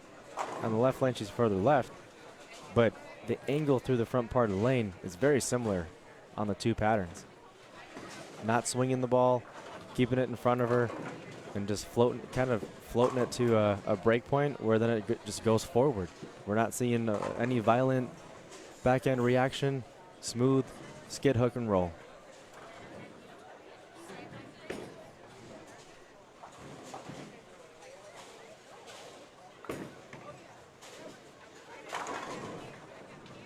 Witalski found something in the back half of his game.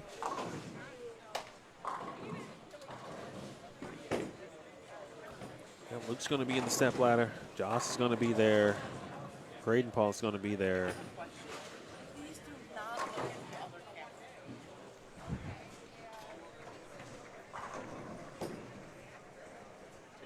Okay. I got you.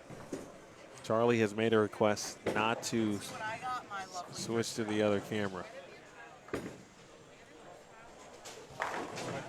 It happens. You know, one of the other things I like about this tour is at the end of the day, even though they are growing into becoming young adults, they're still kids.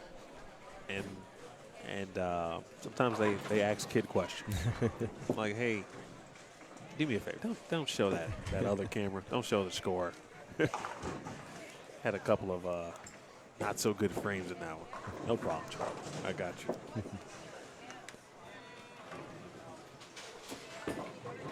Autumn Strode. Well, push a little. Okay. That's enough work. She'll be in the cut. Oh, without question. I was curious, though. Could she maybe have snuck her way into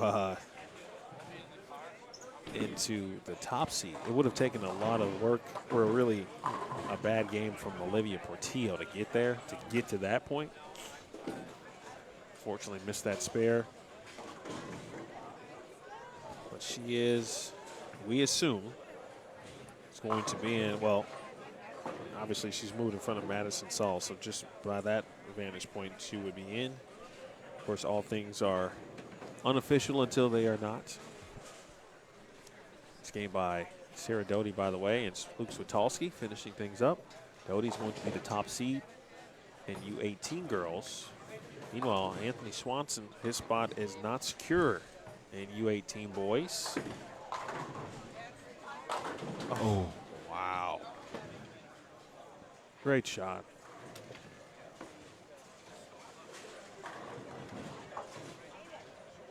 He's frustrated, but this is an important spare. Yep. Composure. Just another 10-pin, pre-shot routine, everything like that. Can't control the results, but you can control your pre-shot routine.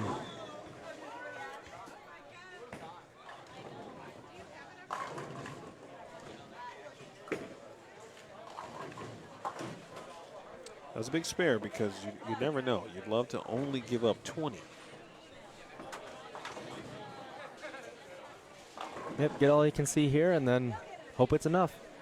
That's all you can do at this point. And then evaluate afterwards.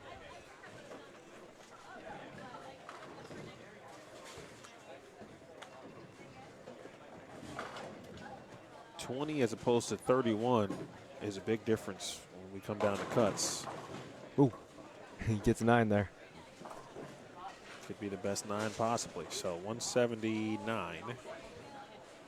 Now we'll put him at -1.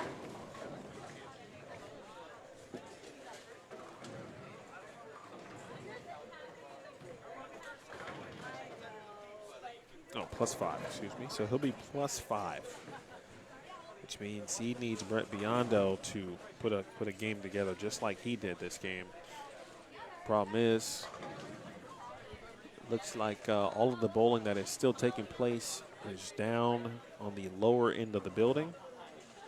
Let me click refresh a few times just to see what's in. Josh Weems' score is in. Josh right now at +177 after shooting 213 in game 6, which means Creighton Paul's magic number to get the #1 seed, or to hang on to it, I should say, is 197. No, I'm sorry, 198. 198 for Creighton Poth would keep him him in front of Williams by 1 pin. I did not have eyes on his last game. He was just to the right of us. We could have seen it. Now that the scores are in results mode, it shows the first 5 games, but not the 6th one. Should be scanned in pretty soon. Well, Tommy just said I think he's in second, and Josh beat him by X amount of pins. I didn't see what the number is. How about that? If you look at the 2 bowlers on bowl metrics, Weems and Creighton Both, and we talked about what Tommy did this morning, 788 out the gates.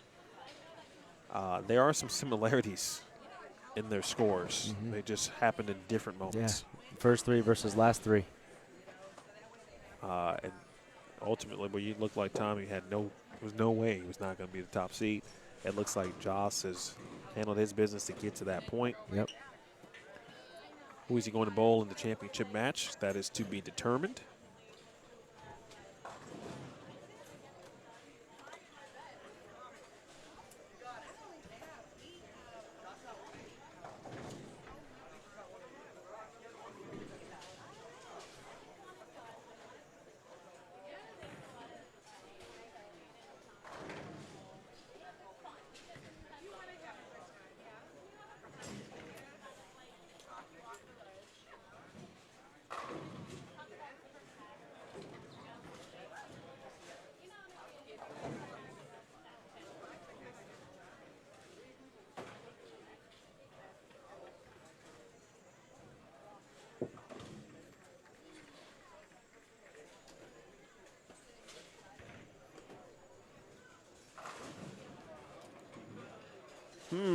Well,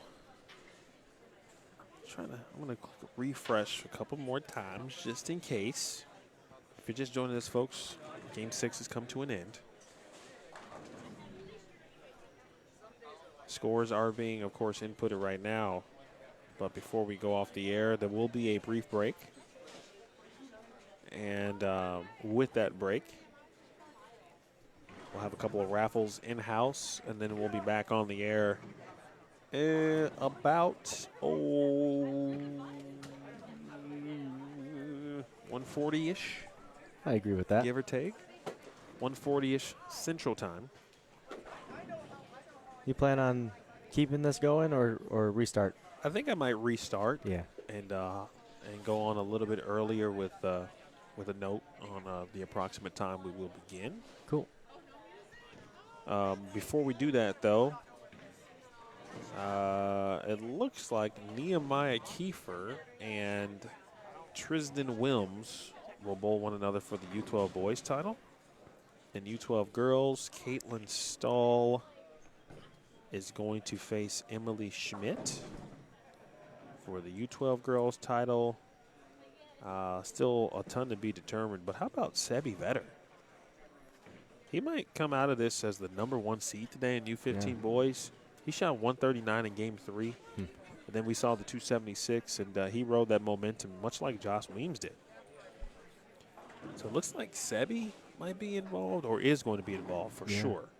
In fact, I think it's actually safe to say that Sebi is going to be the #1 seed. Unless Lucas went 234 or higher. Which is possible. But it looks like Vetter, Lucas Harada is going to be on the step ladder. And then it looks like, well, everyone else is a lot to be determined. Easton Taylor, JT Grothus, Madden had a chance, and so did Landon Rocco. A lot to be determined there. Then in U15 girls, Portillo, again, assuming she's in as the top seed. That leaves us, as we said, with we still don't know Kennedy Spears' score. We know that Autumn Strode's in. I don't think there's any doubt about that. And then, and again, in U18 boys, Tyler Paulus got to -41, but there were so many players plus in U18 boys. U18 girls, Sarah Doty all but punched that ticket to be the #1 seed. And in very similar fashion, still up for grabs on the other spots. So with that said, folks, we will take a moment. We will shut this stream down, and we will return with you in about 15 to 20 minutes. We'll have a new stream live. Make sure you have your notifications on. Make sure you are following the Elite U Tour, of course, on Facebook and all across the social media channels. I'll go live a little bit early with a note giving you an approximate time on the time the stepladder finals will begin today. With that said, appreciate you, Mr. Riley Smith, as always. Will you be hanging out or around for some stepladder action today? I hope so. We'll see. Okay. A lot of times when this comes up, it moves so fast we need some extra hands in the operation side, I'll call it. Correct. So we'll see if I can come back here. Otherwise, I'll be down in the bowlers area keeping track of scores. Gotcha. Okay. All right, folks. So that'll do it for us for now. 15 minutes or so, and then we'll be back at it. Stepladder finals are coming up next. Big thanks to all of our sponsors: Dexter, H5G, Storm, Turbo, Gail Volschel, Fast Track Physio, and Paul Schroeder, Bowl Dry. I want to thank Brian Kohlberg, entire staff here at Mardi Gras Lanes. Appreciate everybody for tuning in. We'll see you in just a few minutes. Stepladder finals are next. You've been watching the Elite Stream courtesy of Bowlstream TV. For Deandra, Rochelle, Aretha, Megan, Juwan, Riley. Melanie's not here. She's by Corbin. Corbin. Nora's not here today as well. And our entire staff Roxanne. and crew. That's Roxanne. Thank you. We'll see you in just a few. And Emil. My name is Emil Williams Jr. We'll see you in a little bit right here on Bowlstream TV.